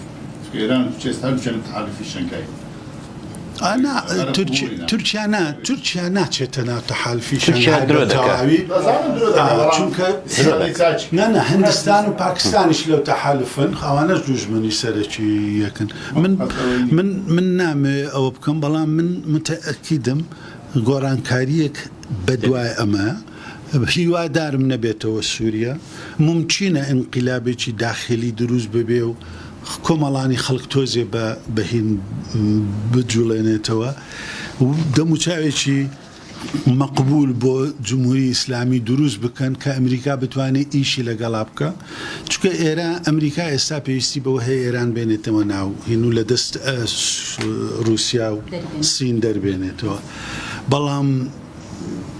هیوادارم فعلن سەرکەوتوو بن و ئێران چی ئازاد بێتە بخێرکە سپاس دێ هەڕانمان دوو نەبن ئەژم ئەوە باس ژنتان کە لە هینەکانە کە وەک هیچ کەس منکرەوە ناوێت کە ژنان ئەم جارە جیاوازتر لە اعترازەکان ترزاهر بوون و ئەمانە لە اعترازەکان ساڵ 96 و 98 زۆر بەباشی زاهر بوون زۆر نەخشیان پڕنگ بوو وەلێ ئەحساسم کرد ئێوە ئەو قسەتانە بۆ من تەداعی کردە و کە ئەم ئەنقلابە گەر بکرگێ ئەبێتە ئەنقلابی ژنانە ئەو قسەوە هەمیشە ئەنقلابێران ئەنقلابی ژنانەز ئەوە بۆ من تەداعی بۆ کە یعنی نەقش ئەنقلابیانی سەر لە تەزاهوراتە هەموو قشرێک تایەتی لە کرێکارەوە بگرە لە هێنەوە بۆیە من پێم وایە بێگەر ئەنقلابێک شوێن ئەنقلاب تەبەقاتیە نە ئەنقلابی ژنانە چون لە هەموو قشرێکی تایە من بۆ خۆم شەخسەن خۆم 4 احتمالم بۆم تەزاهوراتە لێداوە یەکێکەوە کە بتوانێت ڕژیم حکوومەتی نظامی ڕاگەێنێ ئەوە کە خەڵک بڕنە ماڵەکانیان بۆ زیاتر ئەترازاتە ئەدامێنەوێ یا ئەوە سەرکوب شەدیدی بکە زیاتر خەڵک بشو بەتایبەت کەیسە ڕئیسیش لە نیویۆرک هاتووەتەوە و بە مەحس ورودی بە ئێرانیش ڕایگەیان کە لەگەڵەوە کەسانە بەرخورد دەکا کە بە قەڵ خۆی ناویشیانە اختشاشگەر لەگەڵەوانە بەرخورد دەکا و سێومیش ئەوە کە ڕژیم بەخاتر خەفەکردنیە معترازە سریەک لە خاستەکان سریێک لە خواستەکان معتەرزان مەگەڵ مەسەن گەشت ئەرشاد منحل بێ یا حجاب ئجباری لابە ئەوانە قبول کا کە ئەمیش تەک شریعەت خۆیان نایێتەوە یعنی تۆ ئەوە کە قبول کا حجاب ئجباری نامێنێت تەک حکوومەت ئیسلامی خۆیان نایێتەوە دوومیە چوارمیەکەشی ئەدامەی ئاحترازاتە کە بۆ هەر کامی لەمانە مەسەن قسە و باز زۆرە و هەر حەزب و لایەنێک بێ ئەمانە لە نەزەرا بگرن کە ئەگەر حکوومەت نظامی ڕاگەیەنە چی بکە ئەگەر سەرکوب شەدیدە و بێتەوە چی بکە یا ئەگەر اعترازەکان ئەدامەی بێ ئەو حەزب و لایەنە چی بکە یەکێکی ژەوە کە باز دخالەت ئامریکا کرا منیش موافقەوەم کە بەڕاستی ئامریکا نایەوێ ئەم حکوومەت ئیسلامیە لابوات لەوانەیە تاغیرێکی بات لە شێوەکاریە وەلێ ئەوە کە حکوومەت ئیسلامی نەمێنێ ئەوە نییە چون لە ساڵ 57 وەختی ئەنقلاب کرا ینی هێزی چەپ زۆر لە ئێرانە بوو بەس بە دخالەت ئەمریکا خومێنی دووبارە هاتە سەر دۆڕمانە هیچ لە حاڵ حاضریشا بنەزە من هیچ ئالتەرناتیڤێک نییە کە ئەمریکا داینێت جێگەنا مجاهدینەوە هیچ هینێکی ناتوانێت ببێت ئەمریکا من جارە قسێکم نیە زۆر سپاس کاگ عەلی بۆ هەموو حەدەسێکی ئاوا بۆ هەڵگۆڕێکی گەورە پێویستی یەکەم بە زروفێکی مۆزوعی هەیە کە ئەوە هەیە واگە زروفە مێوزوعەکە پژەستور بێ بە پشتیوانی نێودەوڵەتی بە تایبەتی وڵاتی یەکگرتووەکانی ئەمریکا کە پێم وایە ئێستا نییە و دووهەمیش هاوسەنگی هێز ئایا هاوسەنگی هێز بەوەی کە خەڵکیشی زۆر هاتوۆتە سەر شەقامەکان و خەڵکێکی زۆر ئەتراز و ناڕەزایەتیەکەوە چەندی جاریش دووبارە بۆتەوە لە ڕووداوەکانی خورداد و لە سەردەمی کەڕووبی و موسەوی و ئەوانە ڕوویداوە. بە نظری من هێشتا زروفە مۆزوعیەکە کە لەبار نییە بە تایبەتی پشتیوانی ئەمریکا وڵاتی یەکگرتووەکانی ئەمریکا یەکێکیان خاڵێکیانەوەیە کە بەدیلێک و ئەڵتەرناتیڤێکیان نییە بۆ کۆماری ئیسلامی ئێران چ لە ناوخۆ چووە خۆیان. مەسەلەن ئەگە دەورانی 79 شۆڕشی خەڵکی ئێران گۆڕینی شا بە خومێنی ئەڵتەرناتیڤ بوو، خومێنی خۆی ئەڵتەرناتیڤ بوو، خومێنی کارێزماتیک بوو لەو سەردەمەیە و هەموو شەقامەکان و هەموو ماڵەکان کاسێت و دەنگ و کتێبەکانی خومێنی بوو، خومێنی مەرجا بوو، خومێنی خۆشەویست بوو و لەبەرەوە ئەڵتەرناتیڤێک هەبوو و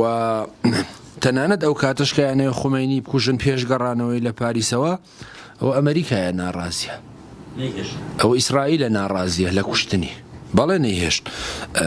بۆیە بە نەزەری من ئەم زروفەم و ئەم پشتیوانی ئەمریکا و غەرب ئێستا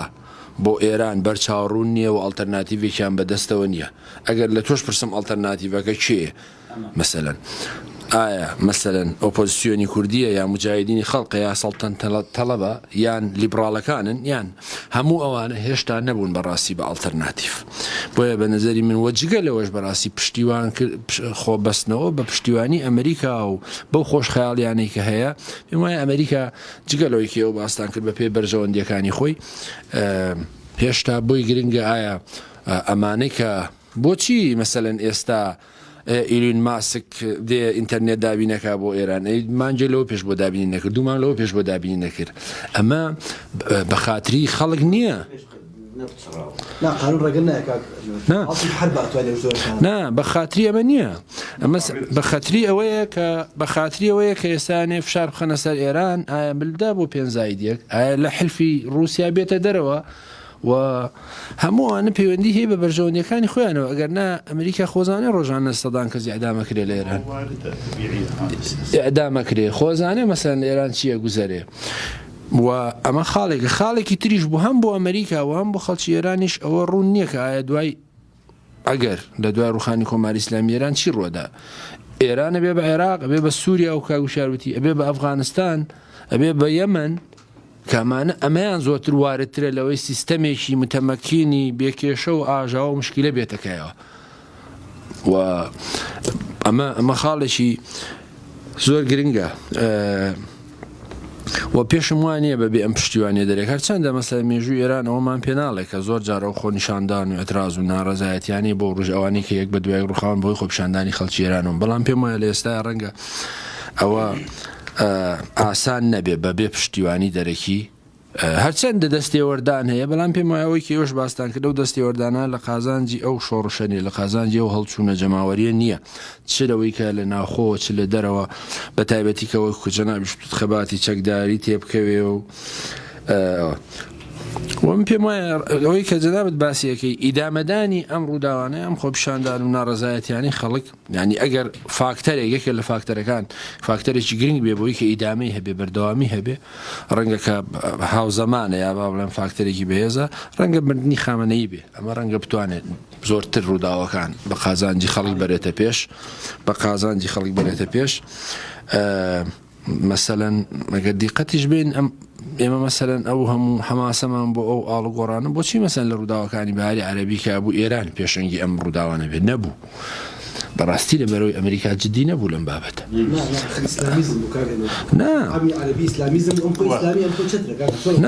کاکە قسەکەی تو دەکەمەوەە دوو شتێکی تریش هەیە تو پێ دوای ئەگەر عەفوەن بە ئیجازە بدەن ئەگەر پێ دوای ئەگە ئێرانەوە بیکەن بۆی تدەوێت چێ دەرێ ئێران بەخۆی سەرچاوی بەشێکی ئەم ناکۆچیانەی شەقڵ ئەوسەدە کاکە ئیدارەی ناکۆچی عێراق ئەو دەیدا ئی سووریا ئەو دەیدا ئی لوبنان ئەو دەیدا ئی یەمەن ئەو دەیدا ناکاگوادی خۆ سووریا ئیسلامی نەبوو خۆ یەمەن نا یەمەن خۆ ئیسلامی نەبوو ئەسڵەن بەعکسەوە ئەمانە ڕەمزی ناسیۆنالیستی عەرەبی بوون حسنی موبارەک معەمەر قەزافی بەعکسەوە ئەوانن ئەمە پەیوەندی بە ئەمریکاوە هەبوو ئەمریکا ئەگەر ئەمریکا و غەرب لەمەیەکە تا ئێستا مەسجێکی جددیان نییە بۆەوەی کە چی ڕۆدا و خاڵێکی تریش کە ڕەنگە جێگای ناڕەزایەتیەوەی کە جەنابەتە تورکیا بێ وڵاتانی منتقەکە بێەوە بێ کە کورد خۆی بێ مثلا ئەگەر قەرارە مەسەن ڕۆژهەڵاتیش ئازاد بێ وەکو باکوور وەکو ڕۆژئاوا و باشوور مەترسیە بێ لەسەر منتقەکە ڕاستە مەسەن سعودیە پێی خۆشە کۆماری ئیسلامی ئێران بڕوخێ بەڵام پێی خۆش نێ بەدەنیشیەوە دەوڵەتێکی کوردی دروست بێ ئەو بۆ تورکیا مەترسیێکی گەورەیە بەڵێ تۆ قسەکانم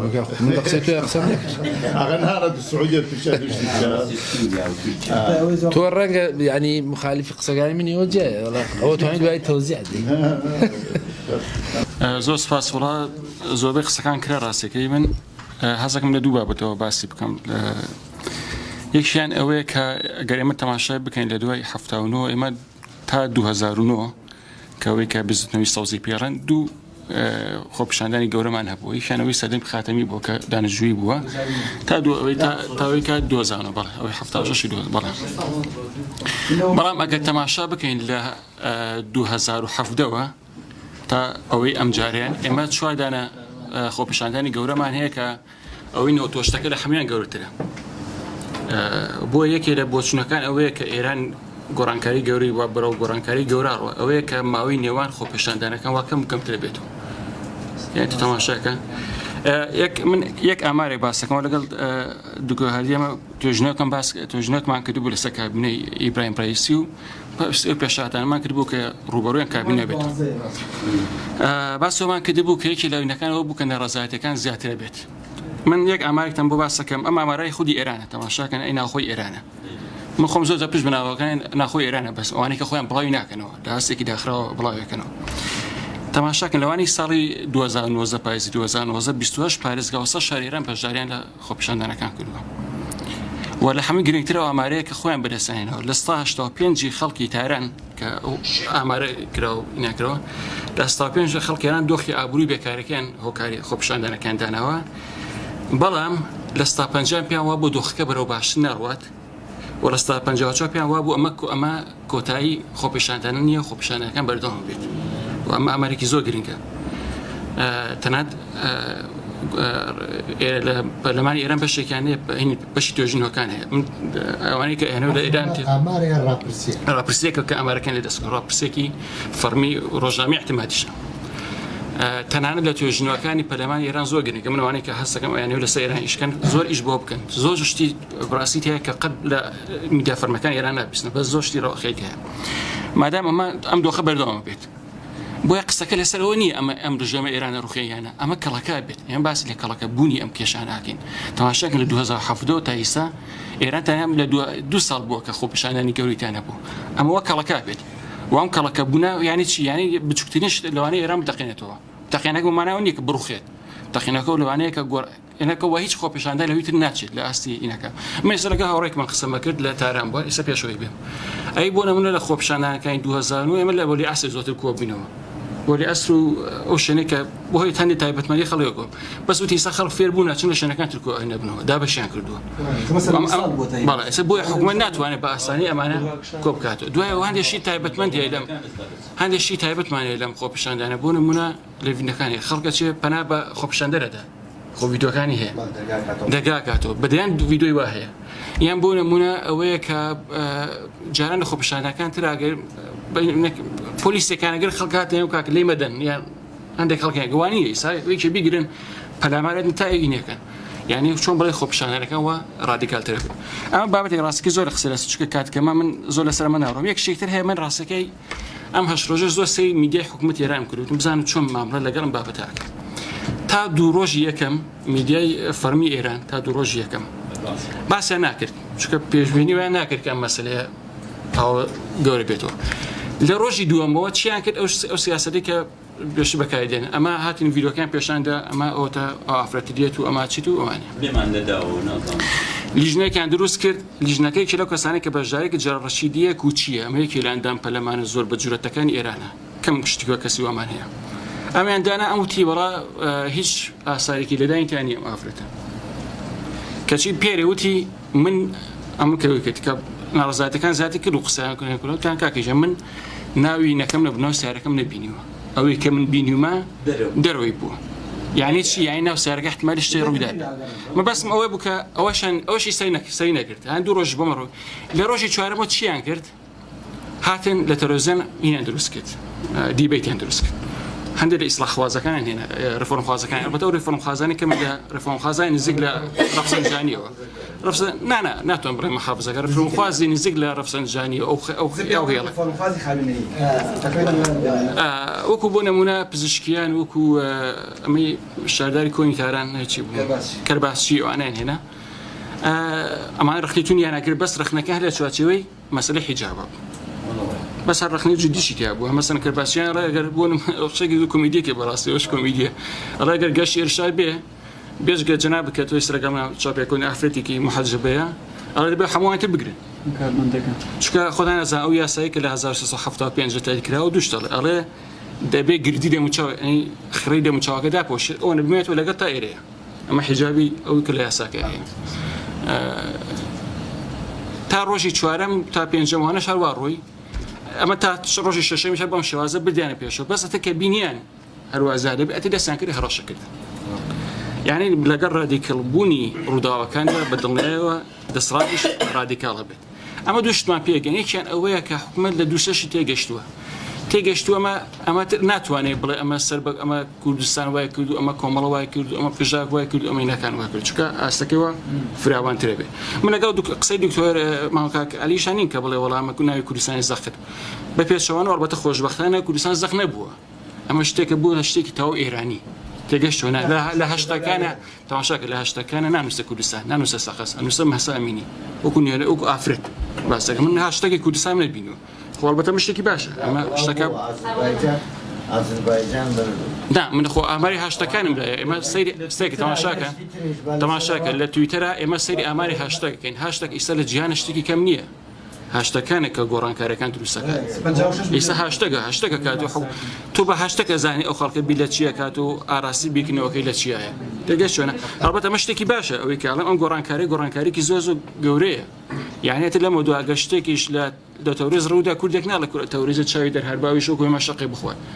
ئەمە شتەکە بۆتە شتێکی فراوان لەو باوتێتر بەسمەوەیە کە دۆخەکە بەرەو ڕادیکاڵترە ئەبوون ئەڕوات لەبەر ئەوەی حکومەتەوە ئەو ڕێگانە چ تاقی کردەوە ئەو چەند ڕێگایە چارەسەری نەبووتر لەوانێت بتڵێنەوە بەرەو زەبر زۆری زۆرتر بڕەوە دەستان خۆش ببرە زۆر لە ڕاستیدا یەک خەڵکە زۆر گرینگە ئەمە بۆ ڕوویدا ئەم ڕووداوە لەسەر چی ڕوویدا ئەمە ئۆنسورەترین خاڵە کە هەموو خۆپیشاندەران و هەموو ئێران کۆ ئەکاتەوە ناڕازایەتەکە لەسەر شتێ بە ناوی حیجاب ڕوویداوە حیجاب چییە لە ئێرانە خەڵک بۆ پێ حەساسە خەڵک بۆ ئەیشوتێنی بۆ ژنان ئامادەنی وەکو ئەو حیجابی کە دەوڵەت پێناسی ئەکا بیکەنە سەریان کاک جەواد بەشێکی کورتی باس کرد لە سەردەمی شاو لە سەرەتای تا شۆڕشی ئێرانی هێنا بەس لە دوای ئەوە چی ڕوویدا ئەمە زۆر گرینگە بەڵێ دەستت خۆش بە ئاماژەیەکی گرنگ بوو لە ڕاستیەکەیدا کۆماری ئیسلامی ئێران هاتووە خۆی بۆ خۆی بەپێی ئەو ئایدۆلۆژیا فەرمی کە هەیە پێناسەش بۆ حیجاب ئەکات وەکو ئوستاد باسی کرد ئەبێ حیجابەکەت ئاوا ئەمە حیجابی دەوڵەتە ئەمە حیجابی ئایدۆلۆژیای فەرمیە حیجابی کۆمەڵگانیە پێش کۆماری ئیسلامی ئێرانیش کۆمەڵگای ئێمە موسڵمان هەبووە هەموو لادەیەکمان مزگەوتی تیا بووە خەڵک نوێژی کردووە خەڵک جلوبەرگی پۆشیوە بەڕاستیان ئەگەر بێتە سەر مەسەلەی عەقیدەتی بەڵێ بە ئیمانتر بۆ چون کۆماری ئیسلامی عەقیدەی خەڵکی لاواز کردو عەقیدەی ئاینی جا لەبەر ئەوە لەسەر حیجاب ڕوویداوە ئەو حیجابە کە ڕوویداوە ئەگەر سەیری بکە لە سەرەتای شۆڕشی ئێرانەوە پۆلیسێکیان دروست کرد ناوی کۆمیتە بوو کۆمیتە من چاک لە بیرمێت لە ناوشارە ئەگەڕا گەنجێ ئەگەر قۆڵی کرازەوە و کاک عەلی کورد وایە ئەیانگرت بە قامچیلیانەدا من بە چاوی خۆم بینیوە تۆ تفەنگت پێ بۆ گەنجی تر لەنا هەر ناوی ئەوە ماوە ئەوە دوو قۆناغی دواترە کۆمیتە لە سەرەتایە کۆمیتە لە سەرەتایە کۆمیتە هەر لەسەر شەقام لە خەڵکی ئەدا یعنی ئەگەر یەکێ قژی تۆزێ لا بدا یا تۆزی درێژ بە ڕایەنێکێشا من هەموو ئەوانم خۆم بینیوە لەگەڵ تاقانەوەیە کە تیا ژیانی گەڕاوێت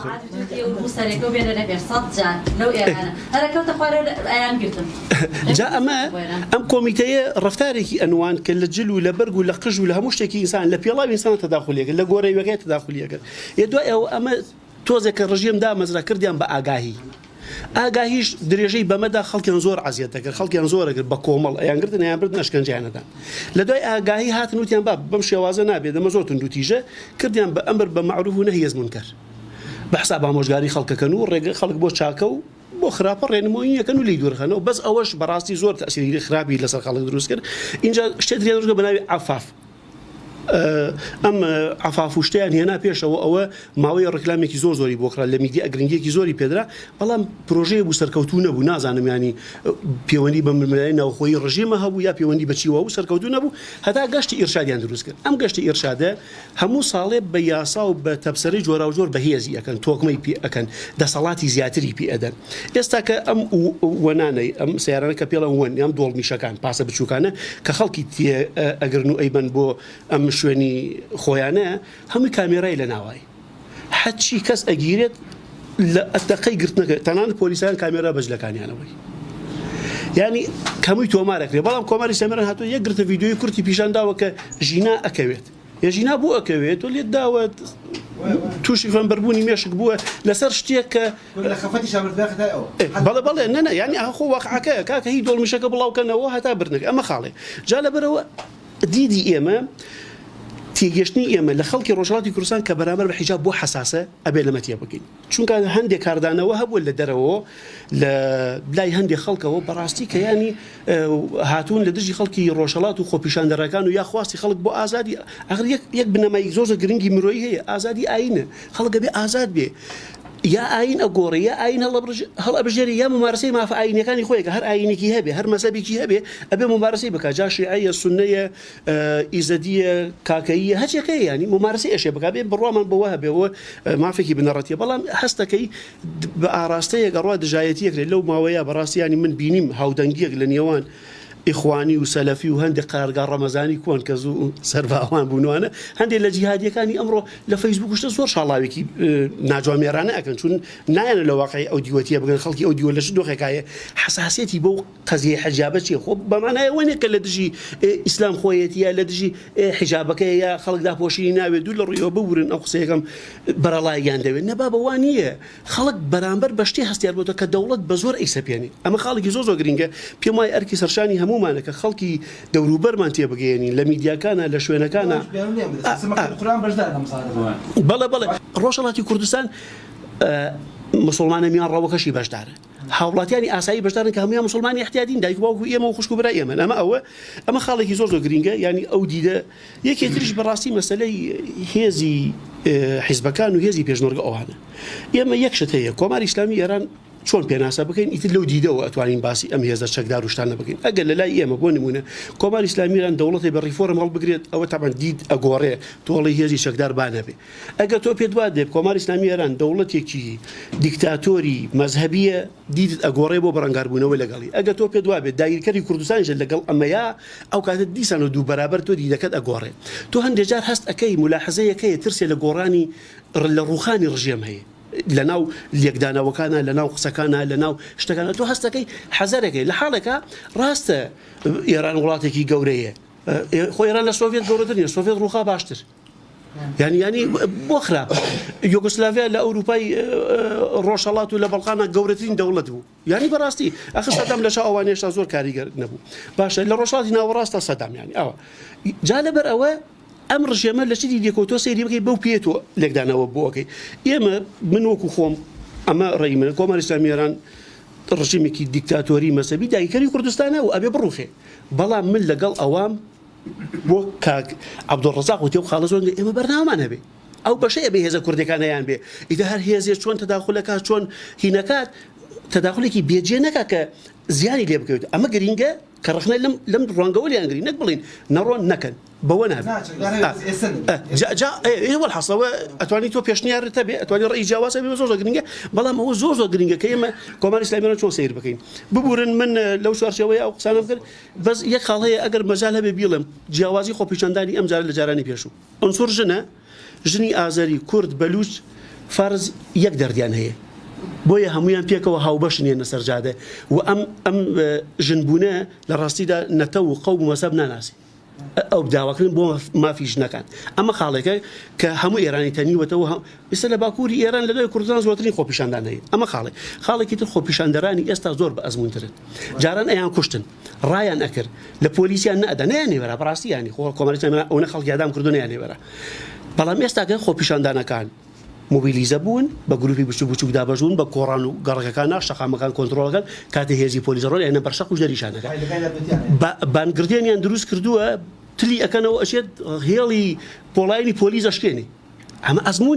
ئەزمموی چەند ساڵی ڕابردوو خەڵکی ئێستا کە خەڵک تێگەشتوە ڕژێم ڕیفۆرم ناکە ڕژێم نانیشی بۆ دابین ناکە کاری بۆ دابین ناکە لەبەرەوە ڕاستەخۆ داوای ئازادی و داوای گۆڕینی ڕژێمەکە ئەمە گرنگترین خاڵە بۆ جیاوازی خۆپیشاندانێت ئەوانەیە زۆر سپاسانەکەم من بەڕاستی تەنیا لە چەند با بڵێم پەنجەرەیەکەوە سەری دۆخەکەکەم یەکەم پێم وابێ کە مادام قەولێک هێڵی حەقیقەت شتێکە دابەش ناکرێ بۆ نمونەگەرێم باوەڕمان وایە کە ئازادی حقیقەتە بێ و کاتە بۆ هەموو کە زۆکێک باوێت بۆ ئەوەی بەڕێزان باسییان کرد بۆ حیجابدارەکە بۆ بە حیجابەکەش بۆ ڕەش و سپی باڵێن بەڵام بەڕاستی سیاست حقیقەت نییە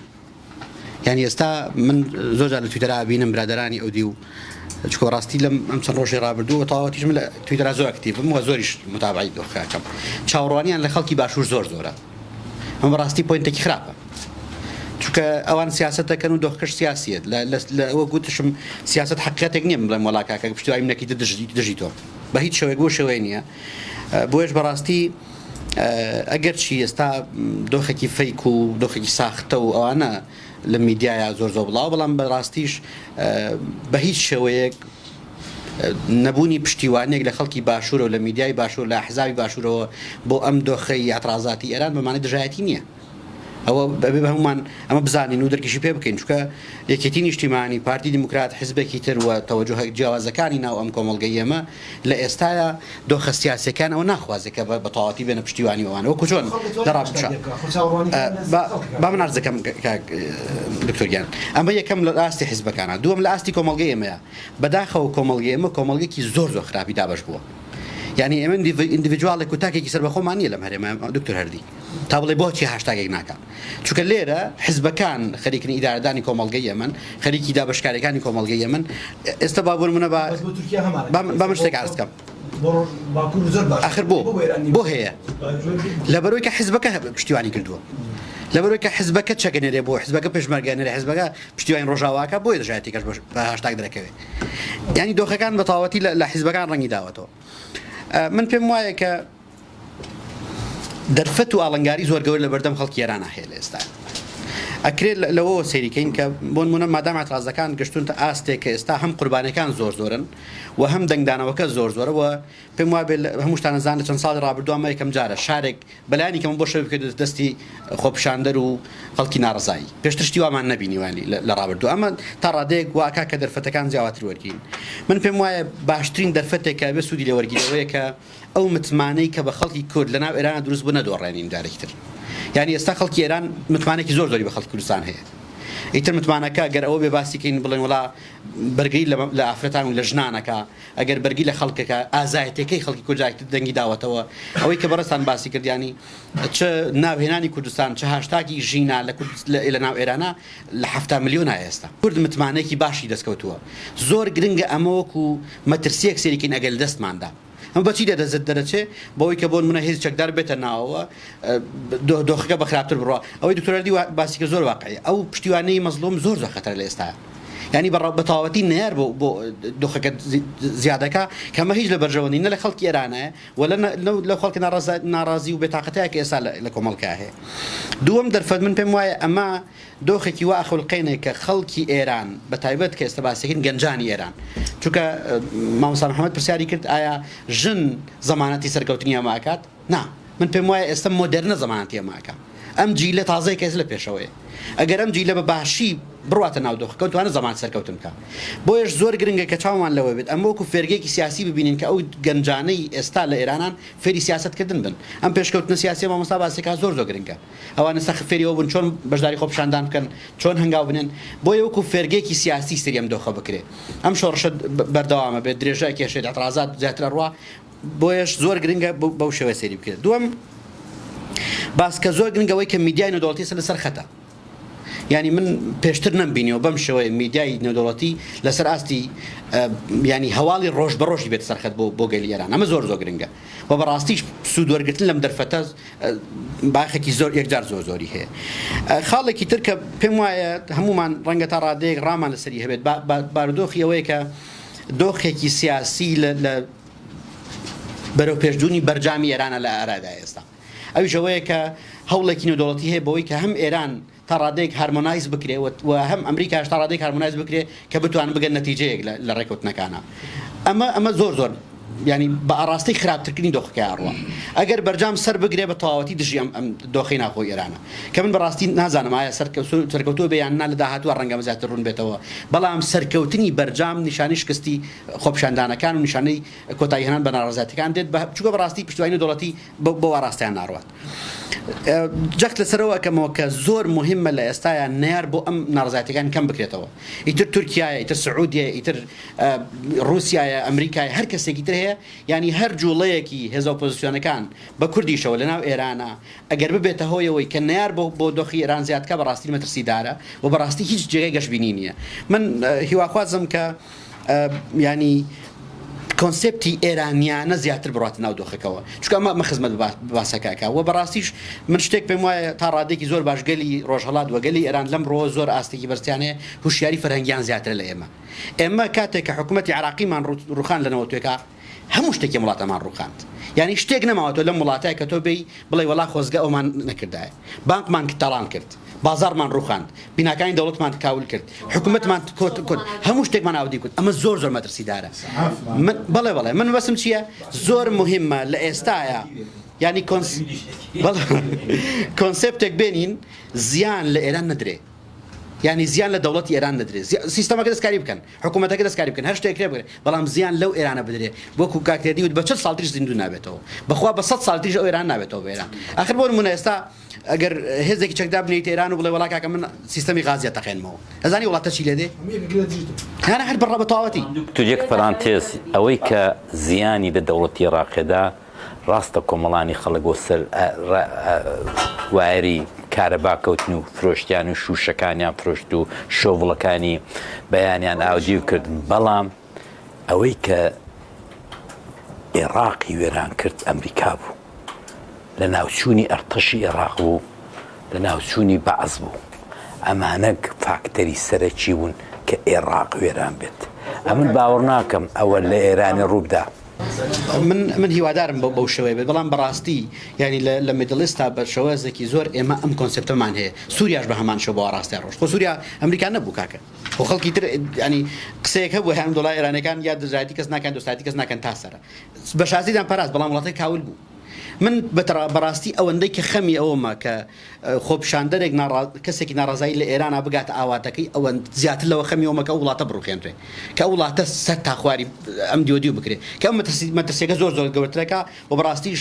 هەم ئێران خۆی زەرەری گەورەتیاکە خەڵکە خۆپیشاندەرەکە زەرەکە ناڕازایەکان زەرەکات ئێمە دراوسێر زیاتر زەرمەند دەبین ئەو بەڕاستی دۆخەکە بۆ شێوەیە دەستان خۆش بێ سپاسی دانە بەدانەتان دەکەم ئەمن نەتەنیانە ڕووخام زۆر ورم بەرزتر بۆتەوە زۆربەتان لە چوارچێوەی ئەوەدا قسەتان کردو کە باید بێ وەکو خومێنی کە دەیکوت شا باید بێ دەبێ بڕە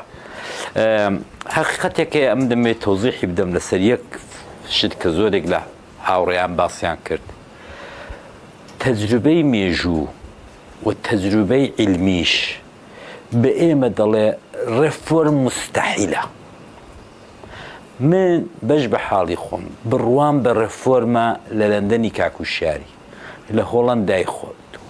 لە سویدی من لە ئەلەوانە شەوانە ئەمە نووسون ڕێفۆرم دەکرێت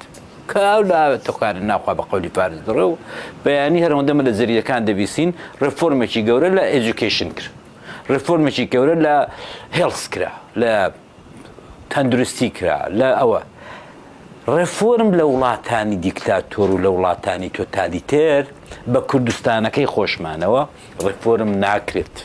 مستەحیلە ڕێفۆرم لە وڵاتانی چەشنی وڵاتانی دیکتاتۆری وەکو جمهوری ئیسلامی یعنی ڕووخان گەورەترین نمونەمان بۆ ئەوەی ڕێفۆرمەکەی شای ئێرانێ بوو لە ساڵی 1970 تەنانەت ئەوەندە هاتە پێشێ کە سەرۆکوەزیرانێکی سۆشیال دموکراتی بە نێوی تەیموری بەختیار لە ئێرانە داناکە با بەوەرە بە خاتری خۆی ڕزگارم کە 30 شەویان مۆڵەتدا دەریان کرد دوایوی گەورەترین نمونە گۆرباچۆف بوو گۆرباچۆف دەچی نەکرد گۆرباچۆفیان هەر ڕووخاند بۆیە من باوەڕ ناکەم ئەمریکا ئەوەندە بێعاقڵ بێ مەگەر بە کۆدەتایەکی سەربازی کە کۆدەتا ئەوڕۆ لە ئێرانە زۆر پایەکانی ئەینی و زێهنی چی پێ دەڵێن ئەمە مستەحیل لە ئەمڕۆکانە چونکە یەک میلیشیا لە ئێرانە نییە فرە میلیشیایی لە ئێرانی هەیە تەنانەت ئاخونتەیە بۆ خۆی فەوجی هەیە جا بێزگەلەوەی کە کۆمیتەکان هەمووی بۆ خۆی میلیشایەکە بۆیە ئە لەوەشدا ئەمن دڵنیام ناکرێت تەنیا تێشی کە دڵم پێخۆشە ئەو کڵپەی ئاگری سەرتاسەری ئێرانی هەیە ئەوی دیکەشی زۆربەتان بەڕاستی ڕاستە ڕێی جوانتان هەبوو و منیش ئیستفادەم لێ کرد باوەڕ ناکەم هیچتان لەسەر ئەوە قسەتان کردبێت یا لەوە پێدان داگر پێت چونکە ئەوەی کەوت چەند ڕۆژە لە باشوور ئەمن سرنجی دەدەمێت بەغەیر ئەز کۆمەڵێک لە لایەنگرانی ئیسلامی سیاسی نەبێت خەڵک کارم بە 2 دەسەڵاتی حکوومەتی هەرێمەوە نیە 3 دەسەڵاتەوە نیە گۆڕان و ئاسێ ئەوان بە قەولی بە 1-2 برادر لێرە کوتیان ڕەنگە حەقی خۆیان بێ سیاست دەکەن دیپلۆماسی دەکەن وا باشە وا دەقازا دەکاکە وا بڵێن و وانەڵێن ئەوی دیکە ئێوەمانان نوخبە ڕۆشنبیر تا ئێستا کوونێ مووقفتان زۆر باشەوە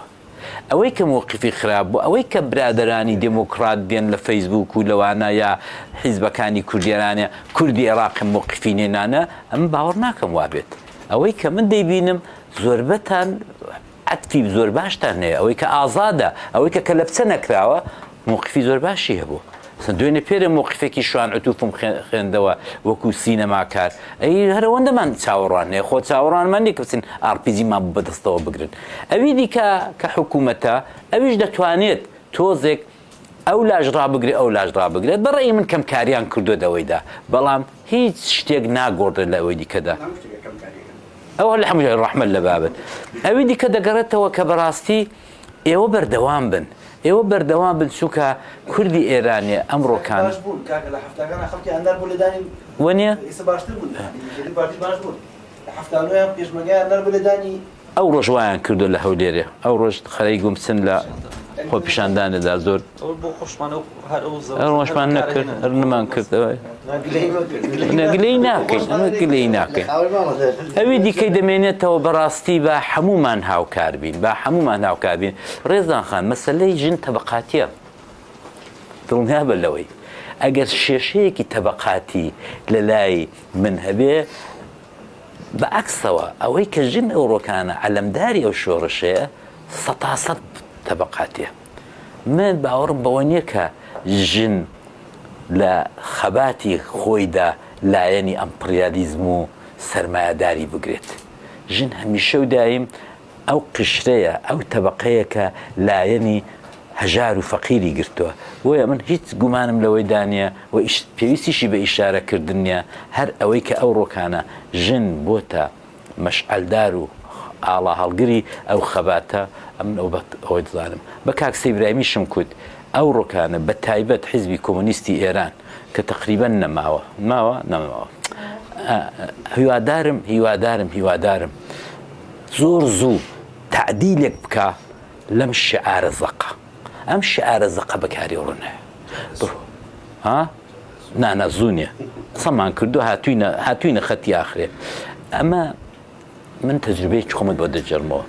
ساڵی 91 بوو دیواری بێرلین ڕووخا بوو و گۆرباچۆف هات ئەو نوتقە مێژوویەی خۆی کرد کوتی من ئیستقالە دەکەم دەڕۆم و سۆڤێت نەما لەو ڕۆ بەدواوە ڕووسە ئەمە شتێک بوو کە دنیای گۆڕی دی دنیای تەواو گۆڕی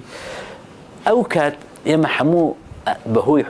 عەتفی مارکسیەتمان و عەتفی چەپبوونمان هەمومان دەنگمان بە حیزبی کۆمۆنیستی سوید دەدا هەر ناوی حیزبی کۆمۆنیستی پارتی سویدیش پارتی نازەم شتێکیوە کۆمۆنیست هەر کۆمۆنیستەکە بە زەقی هەر ئەو شەوە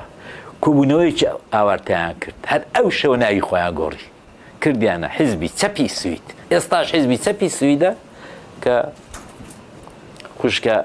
ئامینەی کاکە باوایمە ئەو هەڵای لەسەر ساز کرد بۆیە پێم وابێ ئەو ڕۆکانە بە تایبەت حیزبەکەی ئێوەش حەقە تعدیلێک بدا تعدیلێک بدا زۆر بە خشکەی زۆر هێواش کە ئەم ناوە ئیتر چی دیکە لە ناو جوڵانەوەکانی سەرتاسەری ئێرانەدا بەڕاستی شەرعیەتی نەماوە شتێکی دیکە پەیدا بکەن و هەروەتر وەکو ئەوەی کە ئەو ڕۆکانە هەموو کۆمەڵانی خەڵک یەک دوێک لە برادرانیش باسییان کرد بە تایبەت ئەو برای ئەو سرم دکتور هەژیئە کە ئاماری پێبوو متابعەی ئەخباری ئێران دەکا ئەمڕۆ سەتی پرۆلتاریا لە ئێرانی زیانەوەتەوە یعنی بڵێ مەسەرەن تەنانەت ساڵی 1970 کرێکارانی شەریکەی نەوتی ئابادان کە ئەو بەزمایان نایەوە دوای سینەمای ئابادانیان بۆ خۆی مەلاکانیان سووتاندن حتا ئەوەش دەگۆڕدانێ ئەمڕۆ دەوڵەمەند و فەقیر و قشتی کرێکار و زەحمەتکێش و ئیداری و کارمەند و ئانە ئیتفاقن ئەوەی کە من دڵم پێخۆشە توێژی وردە بورژوای ئێرانێ ئەمڕۆ لەسەر خەتە ئەو توێژەیە کەم پێم وابوو لە ناوچۆ لە ئێرانێ و خەریک بوو لە ناو دەچوو وەک باشووری کوردستانیش خەریکە ئەو توێژەی کە قەلب و دڵ و مەکینەی هەموو کۆمەلگایەکە گە کۆمەلگایە گوردە بورژوایی نەما دەمرێت ئێستاوە خەریکن تۆ لە باشووری کوردستان یا دەوڵەمەندی یا فەقیر مام ناوە ئەو وردە بورژوایە لە ئێرانی ئەمڕۆکانە ئەو ژنەیە کە تۆ باسی دەکەی ببورن ئەمە زۆر سپاسان دەکەم بەڕاستی